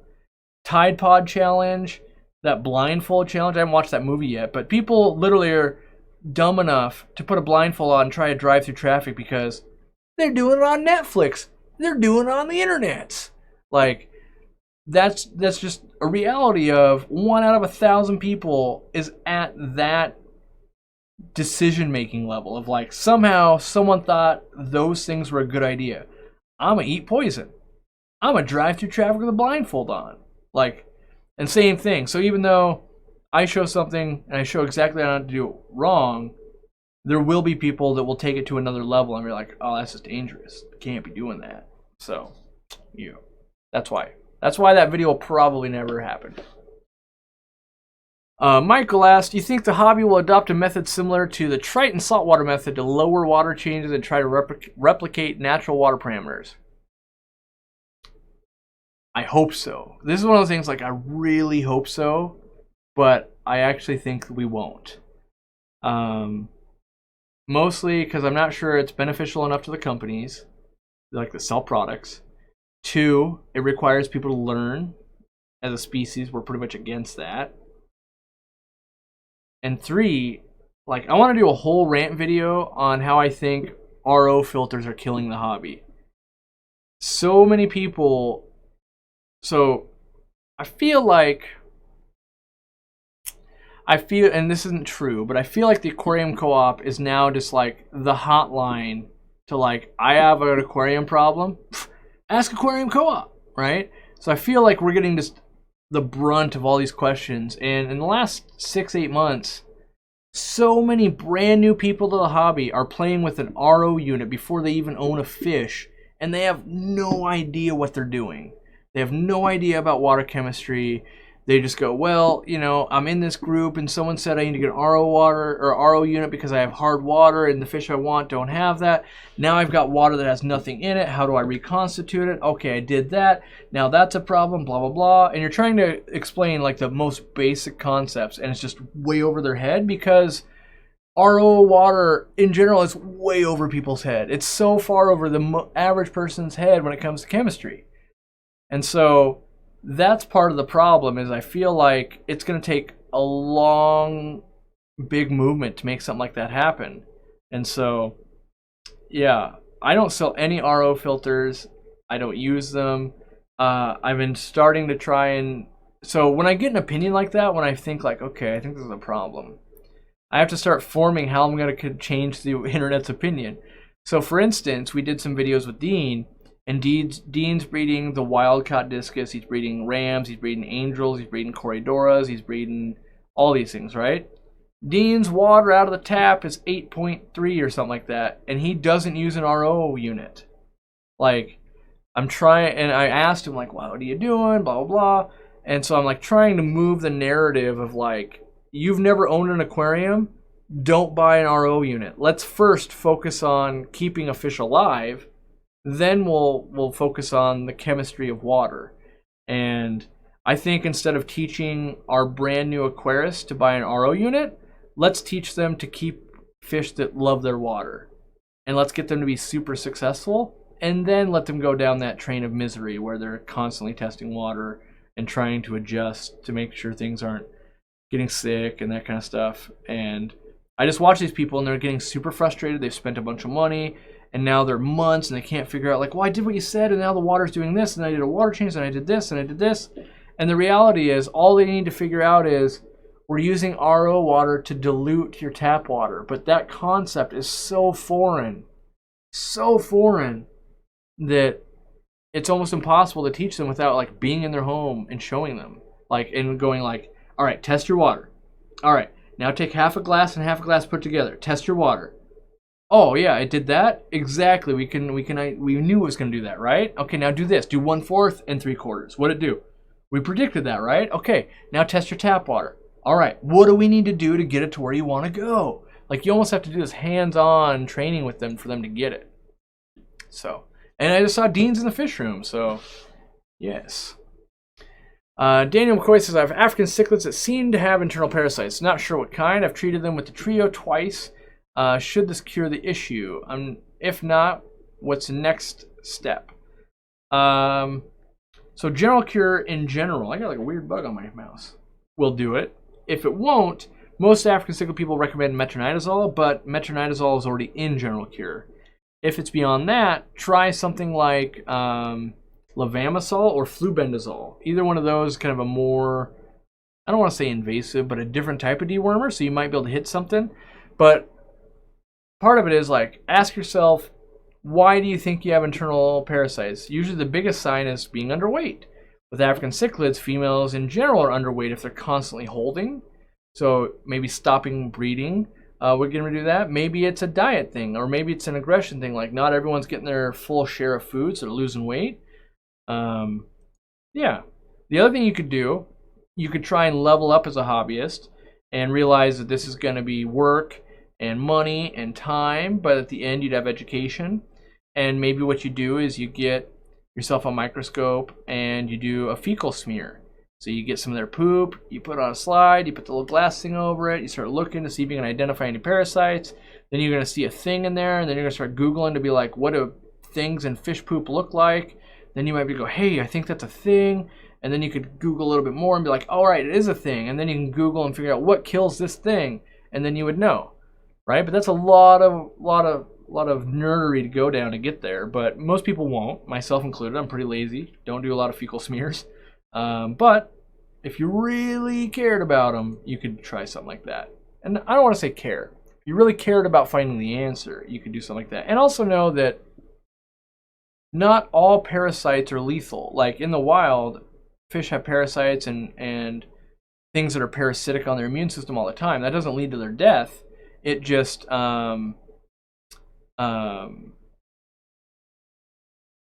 like slowly taxes their system, and they can live with it their whole life, technically. Why can't you buy a membership for a full year instead of doing it monthly? I don't know. They only, as far as I know, have the option to do it by month. Maybe that'll be an option they come out with. I think they're afraid they'd scare people off, like, oh geez, it's $60 a year. I don't know, but maybe they'll totally come out with that. I do know they're coming out with, like, some tiered levels. So, like, maybe we could be like, oh, at $5 you get all this stuff. At $6 you get to watch Corey pick his nose. You know, I don't know. I don't know why they don't do that. Like, to me, it makes sense. Like, oh, buy a year, sure, why not? Maybe there's like, maybe they're afraid of, like, maybe they know people most people, and I don't know, most people, I guess, what if they get bored of people after like 4 months? And so, like, imagine you like bought in to become a member at Aquarium Co-op, and it costs you $60. 4 months later, I'm talking mad trash about the Oase filter, and you love it, and you're like, screw this guy, I don't want to be a member anymore. And then you like charge back the credit card. Maybe they're afraid of that. Whereas like at the monthly scenario, they lose $5. In the other scenario, they might lose the whole 60. So maybe it's like a risk thing or like I don't know. Don't know that answer really. Ladybird does rock. Yes, Ladybird rocks.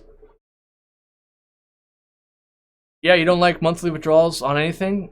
Yeah, that's kind of one of those, like, that's your own little quirk there. I feel you. I'm not saying it's not a good thing. I'm just saying that's the way it is. Yeah. Matthew says, oh my God, it's the first time catching a live stream. Pretty much every Wednesday at 5 p.m. Pacific Standard Time, I sit in this room and I sweat and I rant and I try and answer some questions, and hopefully at the end, I haven't ended my career. And so far, we've done it over 100 times, and my career is not over yet. But you just wait. Someday I will screw up bad enough. It's only a matter of time. It's odds. Odds are. Yeah. I have a question about my new 75 gallon. I want to start with cichlids, but I don't know how to stock cichlids. All right. Well, I've got a couple of videos on African cichlids on my channel. I know a decent amount about African cichlids. I just don't talk about them a lot because my whole business revolves around not African cichlids. So you can watch those videos and get a little intro to cichlid stuff. 2, go to like, what is it, cichlidforum.net, and they've got the cookie cutter setups. I think those help a lot of people. You go to the 75 gallon section, look at all these different fish, click on them, go, ooh, that one looks cool, click on that one. It shows you like pick one fish out of group A, one out of B, one out of C, mix those together. You have a good, relatively mesh well tank type of deal. It's got both Africans and I believe it has Central and South Americans as well. That's a great place to get started into your territory of cichlids. And from there, once you've kept some, then you can start going, well, I think this one looks cool. What would I have to do to introduce that? Let me do some research. Yeah. Here, see? Ooh, we're fighting over RO water. Rainwater and RO water are not the same thing. That's true. They're not, technically. Technically, they are not. Ooh, Matthew says, I live in Australia and like you work 100 hours a week. Me catching you is a huge thing. That is. That's a pretty big compliment because, like, I gotta be honest. I would never make time for my own live stream. I just don't have that time. I might listen to it. I'm trying to think. I mean, it has to really line up. It has to be like, I'm eating dinner and there's no one else around me. Oh, and I don't have to focus my attention? Like, okay, yeah, I could do that. Get out of here, weird bug. How is Lamont? Asked Sawyer. I don't know. I haven't talked to Lamont in probably over a year at this point. I know he had a kid. He's back in Washington. He came into the store once, I was told. I think talked to Robert, just kind of like, oh, what's up? Type of deal. But I wasn't there. And so, yeah, that's really all I know. Lamont, if you're listening, let's hang out, dude. Not that I have time, but I'll make time. Let's hang out, man. All right. When will I have a new episode of The Real Fish Talk? Most likely never. That's just the reality of it. How many people are here today? Did anyone even like this episode? Have we done any of those things? 12 hundo people, and maybe someone liked it. The reality is, Real Fish Talk towards the end was getting 300-ish some people watching, and under 7,000 people watching in the month. And then you've got like my main channel where it's like 1,200 people watching right now, and we'll have like 20,000 people watch it. Same amount of time. One gets me way more results. And it's not like we don't have to have Joel drive up. We don't have both. Like, Real Fish Talk took us an entire day to produce. This show takes me 2 hours because I'm live for 2 hours. So it was a time in versus what we're getting out of it. Not to mention, I still get emails about how much people hate Real Fish Talk. Like, it evokes a lot of emotion out of people. It really is polarizing people. So there's a lot of people that absolutely love it.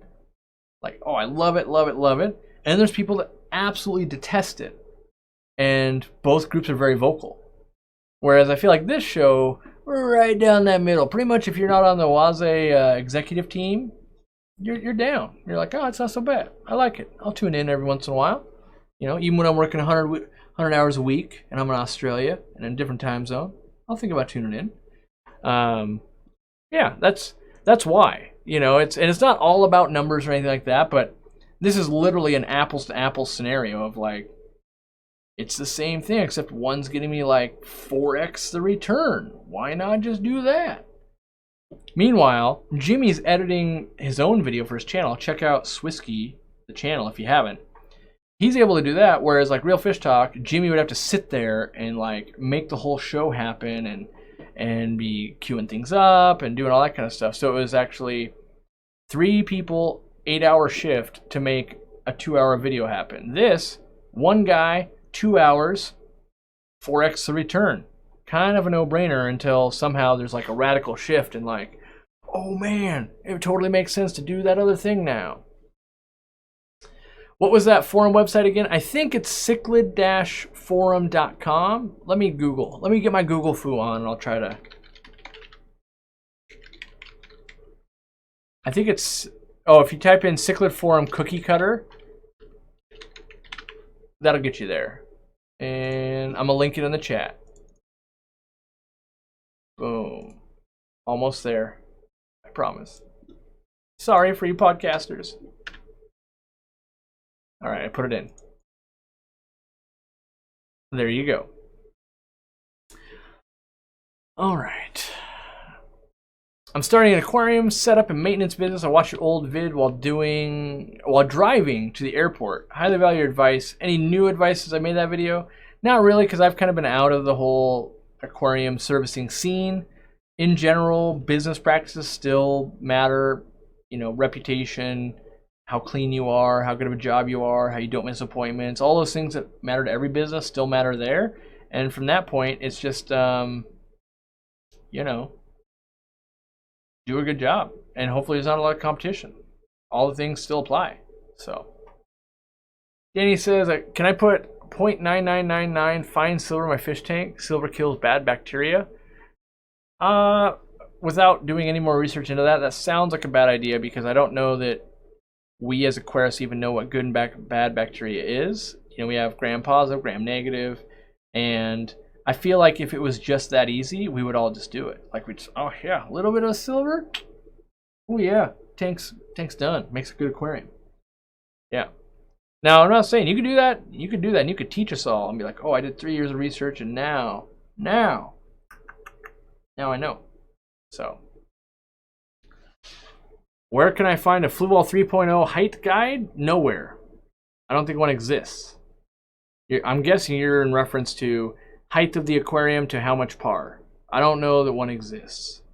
So, I don't know where you'd find one. Yeah. I would say I would make one, but I'm just too lazy. I already know I'm not gonna. I know it works. I know it'll grow the plants I sell at 40 inches tall. So, unless your tank is taller than 40 inches, I wouldn't worry about it.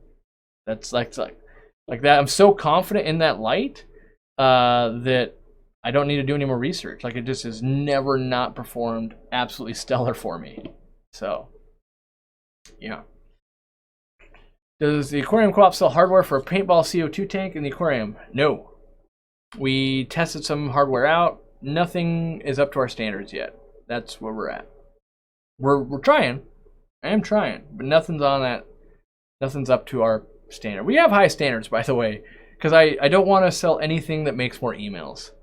Which, hindsight being 2020, I would not sell CO2 regulators. There are so many people that are buying CO2 regulators that have no business buying a CO2 regulator from us. I'm trying to think of the question. The last question was that I was like, oof, we really gotta like level up quick here.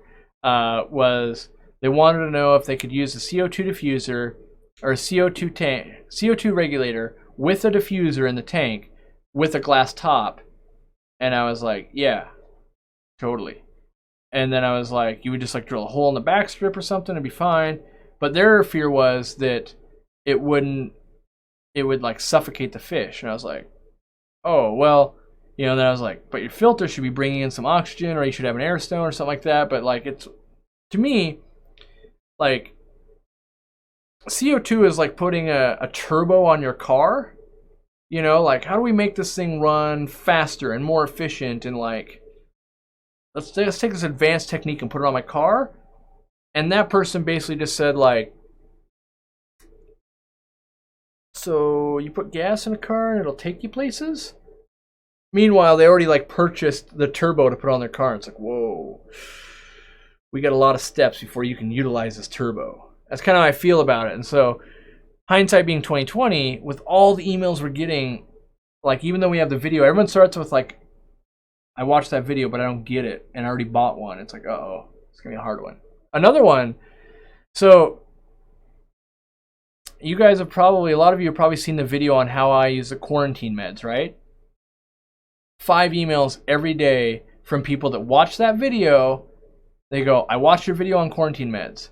Does it work with X?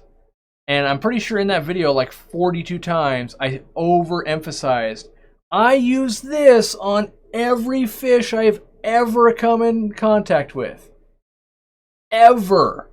All fish. And then people are like, yeah, but what about this fish? And it's not like they're asking about some crazy fish. They're like, what about koi loaches? What about tetras? What about swordtails? What about corridoras? And it's like, I just want to be like, yeah. Or what I really want to say is, did you watch the video? Like, but no, I'm like, yes, it'll be fine. Yes, it's shrimp safe. Yes, it's snail safe.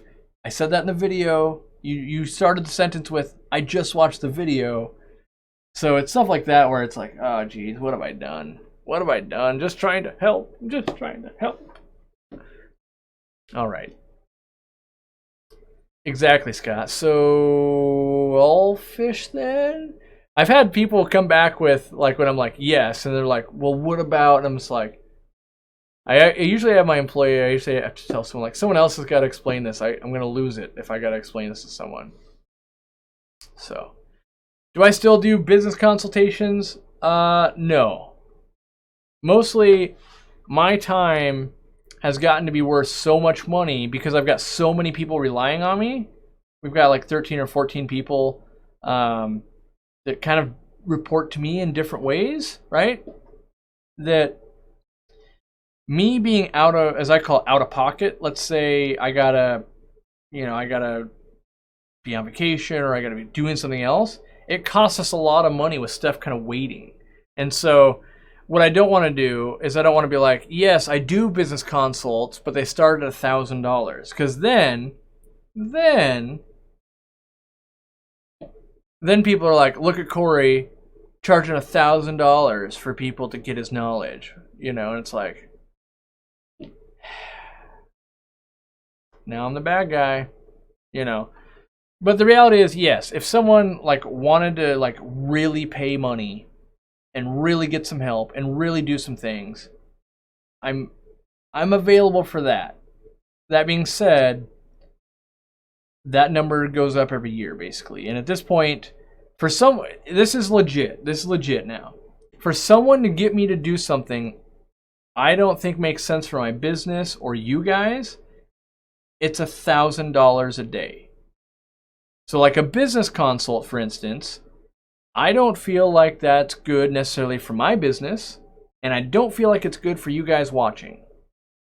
Therefore, I'm much better off taking my entire workday and figuring out, how do I make that filter better? How do I make this product better? How do I do this better? How do I answer more emails better? How do I do this? All that kind of stuff. And so that's the number it takes for me to go, okay, let me help you make money. That's essentially what it comes down to. Like, if I'm going to stop trying to make money and I'm going to stop trying to help people and I'm just going to help one person. Like right now, perfect example.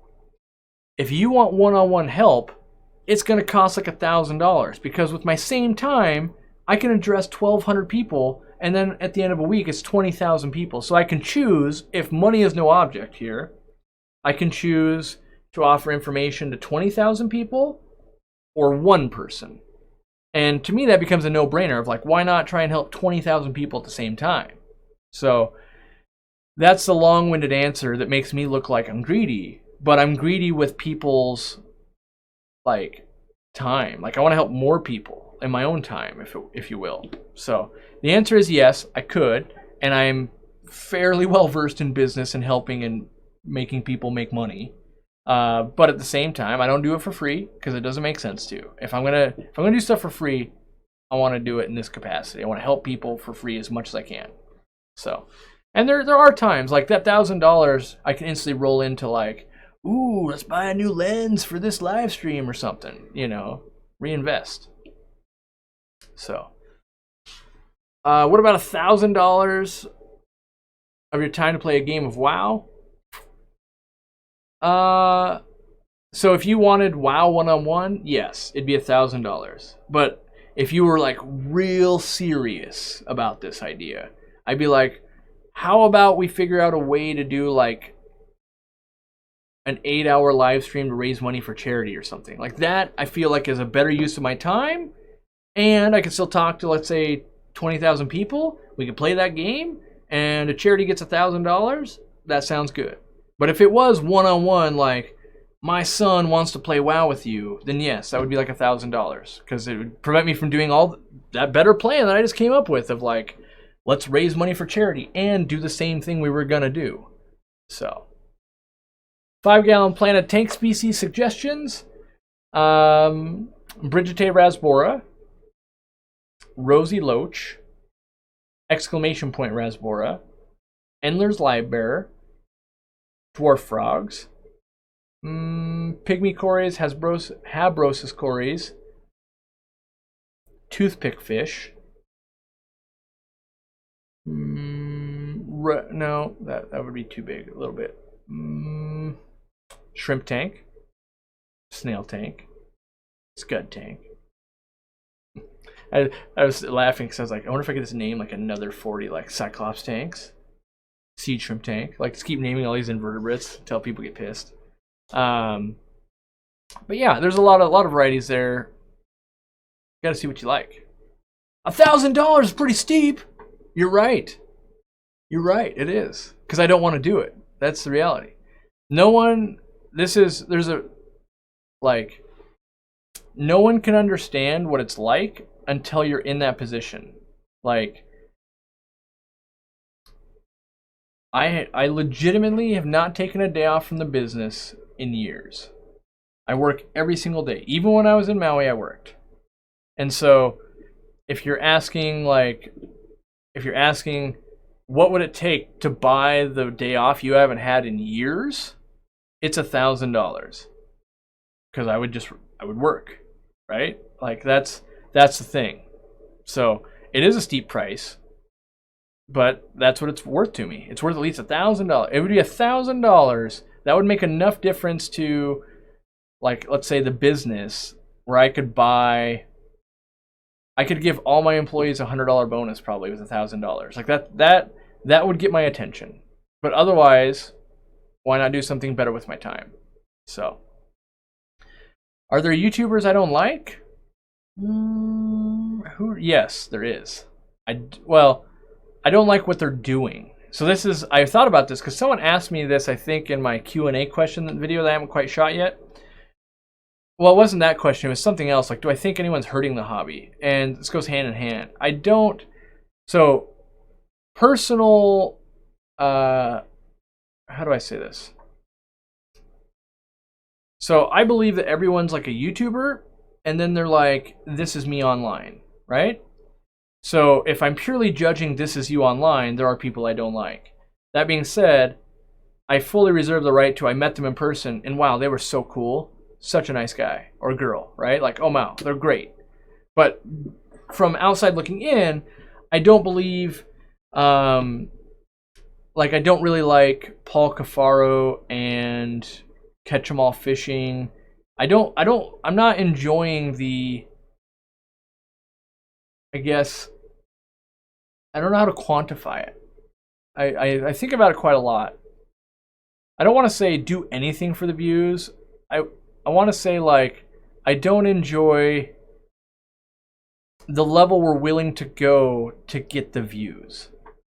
So, like, I'm going to put a 4-foot fish in this kiddie pool, and then I'm going to film it. I'm going to make it look like this is totally a thing. And then you're like, oh, that video was kind of dumb, and it was purely for the views. But hey, 10 million people watched it. Hats off to you, right? But when you do that enough, over enough time, what I'm afraid is that's warping what people coming into the hobby or new to the hobby are actually thinking about the hobby.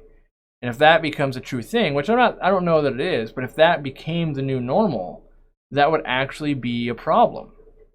You know? And so I think that's more entertainment than it is like fish keeping. So I don't consider them to be fish keeping channels, but that, you know, there's other channels I would hate too. Like, I remember way back in the day, like MySpace time, I really did, or like, I guess before online video, there were things I didn't like. Like, I never felt good about, what was that whole series? It really just, I was not a fan of it. Like bum fights? Is that basically where you put two people that are homeless against each other for like a nominal amount of money? That really didn't sit well with me either, you know, because I was like, that's glorifying like the worst we can be as a human being to get people to pay to watch something. So, and I kind of feel like we're doing that with some of these channels where not everything's the worst, but there's enough on there where it's like, we're not doing this for any other reason than, I guess the takeaway is, we're doing it for entertainment value. I realize that, but there's not enough distinction so that people who don't know the hobby or were younger don't know this is purely for entertainment and not what should be done. And it's so much so a problem with YouTube that they've actually changed the way YouTube works. So like just recently they outlawed you can't show kids in distress, because there was a lot of videos on like clowns scaring children. Like that was like a big thing on YouTube. And there was a thing about another one where you pretend the kid's invisible, right? And so the joke goes on for way too long until the kids are literally like crying and scared, and like it might actually be doing damage. And so much so, like with the Paul brothers, right? Logan Paul brothers, whatever they are. Like so much so that they were surveying kids and they legitimately thought people were kidnapped or had died, or fearful that these clowns or whatever were going to invade their house. Like it went on much beyond entertainment. And so that's what I'm afraid of. I'm afraid of that, let's say something like that fish keeping has gone so far that it would A, impact our industry, as in on YouTube, B, could get us way more attention from like PETA and other organizations that would like see that and assume we're all the same way, right? So like imagine that, like, and I haven't watched enough of their videos to quantify this, so I could purely be speaking out of realm here. But I've heard that like they've at least fake released fish back into the wild or whatever they're doing, right? Because they kind of like being in Florida, they can catch fish out of the wild and they like release it, right? Because it's kind of invasive either way, right?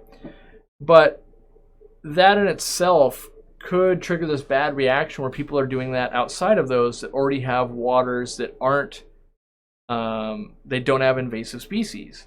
And so if that became a thing, like all of a sudden it would be worse off for the hobby everywhere. And so that's where I would lean to. Are there YouTubers I don't like? I feel like I don't like that type of video because I feel like, one, it could impact my business. Two, it could impact the hobby in general. Three, I don't like to see like the detriment of something for like pleasure, I guess. It's the same reason I would never want to watch chickens fight or dogs fight, or like there's just enough of that that I just am not with. And I realize all entertainment is a little bit of that. Let's trade, let's say, someone's feelings for a joke. you know, but there's got to be some line somewhere. And being that I'm in this industry, I would say I'm hypersensitive to what they're doing, whereas someone outside the industry would be like, ah, it's fine, you know. So I feel like if I'm being truthful of that. Now that being said, as I started, I've never met any of those people in person. They might be great people, but the videos that are being made, from what I've seen, and I don't watch them all by any means, like maybe 1 out of 100, maybe, seems to not be in the direction I think they could go. Like, they've got millions of subscribers, they've got all this attention. Let's make sure we balance some of that out with, like, yeah, here we did a thing, by the way, here's another good thing. Maybe. I don't know. Maybe they're doing that, I don't see it, though. So, let's see here. We've got the Blue Bolt and Guppy tank, 5-gallon planted. In general, you probably wouldn't want to mix Blue Bolts and Guppies, just because Blue Bolts would want very acidic water and Guppies wouldn't. So I'd go with one or the other there. Thanks for all your hard work you put into the hobby. No problem, Ryan. Can I order too much or too little plants? You can order too, well, if you order too little, you get algae and you got to battle that for a while. If you order too many, they won't fit in the tank. So usually it's better to go heavy than light. Aquarium Co-op says meet Pond Guru. So, from my research I've done, I'm not the biggest fan of Pond Guru, just because in certain realms he has been a bit of a controversial subject. If you look into the the metal detecting realm, he really went after a metal detector called Digger Dan, made lots of crazy accusations, and if you dig far enough, you'll find Digger Dan's video and then Pond Guru's videos about it, where he's apologizing for all the crazy stuff, like calling him a pedophile and digging up corpse graves and doing all this crazy stuff. And that being said, maybe Pond Guru does great things for the aquarium world, but that's one of those things where I feel like you've gone too far, and maybe when you start attacking someone's character and doing all those things that relatively seem to be disproved. And the only reason I say it seemingly is because you have videos of Pond Guru apologizing, which have been deleted off his channel but still exist on Digger Dan's channel. So, like, that's one of those things where I don't know that you need to take it that far if you disagree or something like that. That's, you know, it's a weird thing. Like, you can, and I realize this sounds insane until you, like, watch that video. It's like a 30-minute video. You really got to kind of, like, parse through it and be like, how do I know Digger Dan's not just insane? And then you're like, well, if Digger Dan was insane, why would Pond Guru be making these videos about sidestepping all this stuff, right? So it's kind of a weird thing like that, you know. So you might be perfectly fine with the aquarium hobby, but that's another guy where I wouldn't say I love the guy and I don't hate the guy. I've never had a personal interaction with the guy. But this is purely speculative from outside looking in. When you see those things, you go, And yes, I'm sure there's 5 sides to every story and that kind of stuff. So yeah, that's what I got. You know, I'm not trying to start fights with anyone. I'm not here to cause drama. You know, but when I'm asked questions, I try to answer them truthfully. What about Joey? I talked to Joey through text messages today. As I always say, we're not best friends. I would say at best we're work acquaintances. I've never been to his gallery. He's never been to me. We've spoken a few words at a convention before. Yeah, I mean, Joey's a guy who's got a giant ego, rightfully so. He's got a giant channel, and we don't see eye to eye on everything. We talked a little bit about, like, the Zis filter a while ago. He really likes it. I sent him some for free to try out, you know, that kind of stuff. But at the same time, it's not like we're hanging out, you know. It's like at the conventions we don't hang out, that kind of stuff. I'm a guy, I don't hang out with anyone because I don't do any drinking or anything like that. So when people are like, hey, you want to go get a beer? I'm like, no, I don't drink. So I'm usually the guy that wants to hang out with a bunch of you guys at a convention. Be like, let's go out to eat to dinner. And then I'll go back to my hotel room and be ready for early in the morning. So yeah, that's what I would say is that, you know, in general, I don't have problems with other people. It's people having problems with me. You know, like right now, I'm sure anyone who I named, I'm you know, all of a sudden they probably think poorly of me. That being said, I've been asked these questions. I'm just answering them. And this is, you know, me being honest. And if there's proof that proves the other way, hey, I'm all for it. Let me read it. Maybe it's true. Maybe I meet you in person. That's one of the best things is meeting someone in person. You learn a whole bunch about them. And, you know, so I'm always willing to meet you in person at an event. Let's hang out. Oh, man, turns out you are the nice guy in the world. Who knew? I'll be the first one to make sure I say that's, you know, I was wrong. Yeah, so. Why does Joey keep threatening to beat people up? I don't know, John. If I had to guess, because I'm not him, but I know how much, like, I don't want to call it abuse. Maybe it is abuse.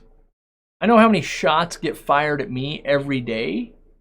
You know, just let's say it's my weight. Let's say it's the way I keep fish. Let's say it's my teeth. Let's say it's the way I'm selling out and I'm ruining the industry, all that type of thing. Maybe at a certain point, you get a boiling point and then you snap, right? And you're just like, let's fight about it. I don't know what goes through his mind, but I do know that at my level, 1/4 his level, X amounts coming at you all the time. I would think that 4x the amounts coming towards him all the time. And really, it's probably more than 4x because when you're the person on top, you tend to get the lion's share of everything. So you're going to get the lion's share of views, you're going to get the lion's share of revenue, you're also going to get the lion's share of heat, you're going to get the lion's share of abuse, all that kind of stuff. So you get the most of everything. So you get the most of the best things, you also get the you know, the most of the worst things too. And so I think I would think that it's obviously, you know, fighting in general when you go down to basic human needs is a defense mechanism. And yeah, I would think that, you know. So that's what, when I analyze these types of things, I just go, he's probably just, you know, he's got 40 people making his life crappy. Like, you know, as viewers, we don't understand until you have people show up at your house. Like, how do you even know where I live and why are you here? Oh, I just want to see your pond. You know, it's like, it gets to a crazy level. So I don't doubt that things like that, like I know I've had people contact my wife. You know, they contact my wife and they're asking if she's being abused by me and all this kind of crazy stuff. You know, so there's stuff like that goes on, right? You know, and like, I assume if that's happening to me, I would assume it's happening to him 4x amount. I mean, maybe people just think I'm abusing my wife, and that's like I would say this. Like, you see my wife on the show, she chats in the thing. I think we can all agree that I'm not abusing my wife. But if there's enough crazy people in the world that think that's happening, you could think that's happening about anyone, right? So, yeah. All right. Should I go? It's 7:19. I think I got some super chats I got to hit up. Maybe not. Oh, what's my biggest regret in my YouTube career? Ooh, probably people will think this is like the time I advertised on Dustin's channel or something like that. I don't regret that for a second still. Still don't regret that. Great business decision. I'll stand by it. What's my biggest regret in my YouTube career? Biggest regret. There's gotta be something. Gotta be something.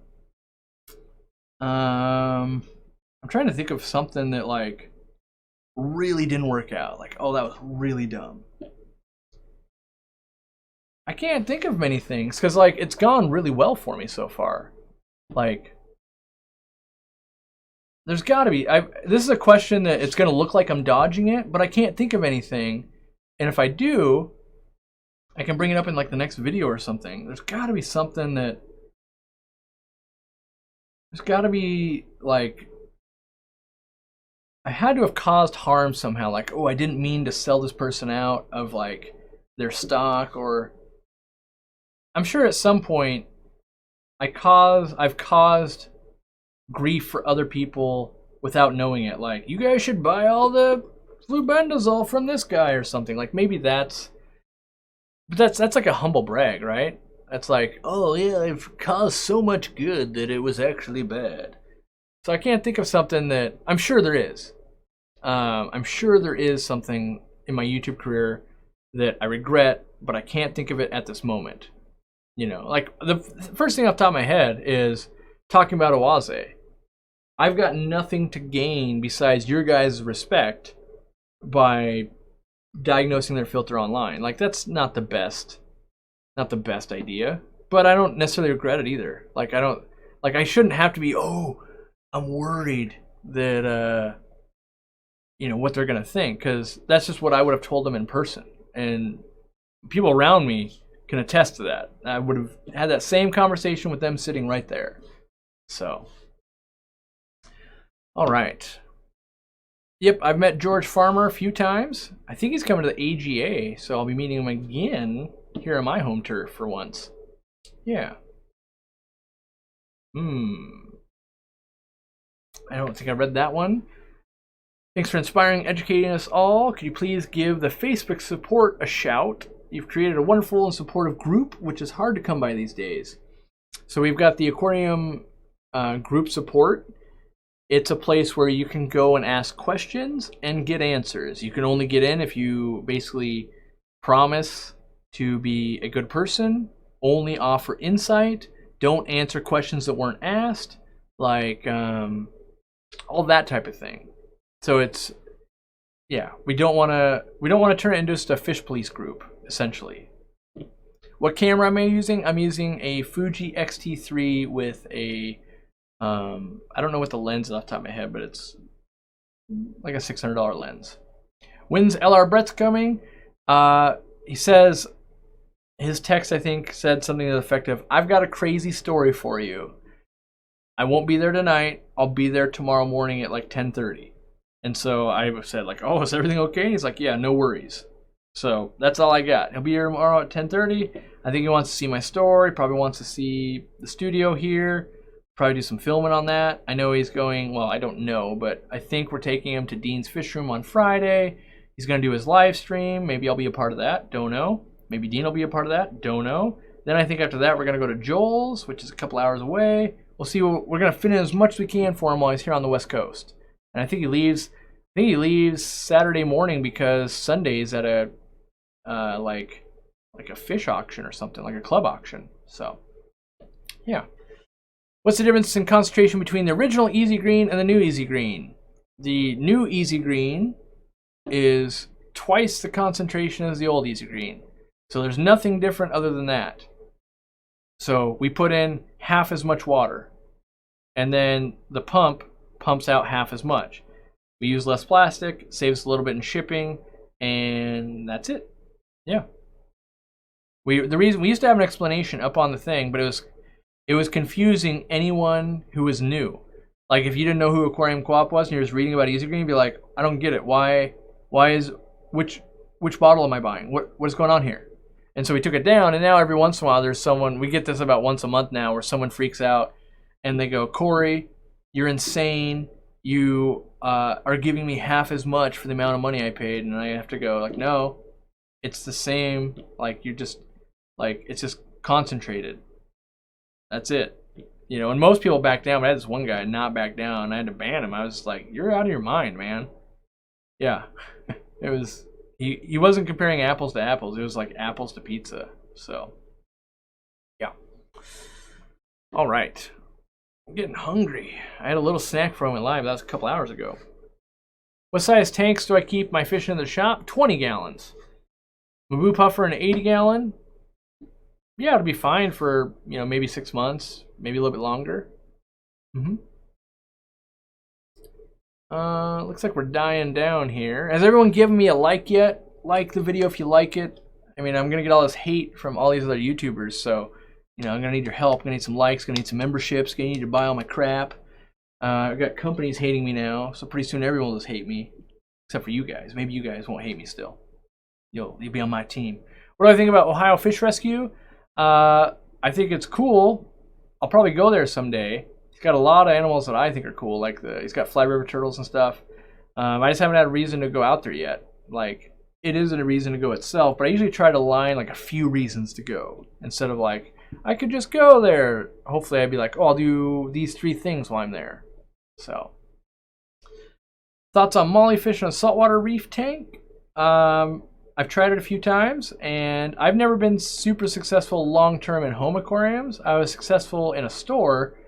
I think I was starting with very non-healthy mollies to begin with, And I've seen people do it. They're really good algae eaters. But I think the problem we run into is the flow. Because we want so much flow in a reef tank, the molly never gets to rest. I think that's the problem. If you got rid of so much of the flow in the tanks, I think they do better. And I think that's why I did well in the big tank, because the big tank where it was only had live rock where they lived, and there was like almost no flow in that thing. So I think it was they weren't getting exercised to death. I think what happens is because they're swimming all the time against the current, they're shedding weight, and in a saltwater tank we don't feed that much. Once they're around algae and we're not feeding a ton, I think they just kind of whittle away and the immune system gets compromised, that type of thing.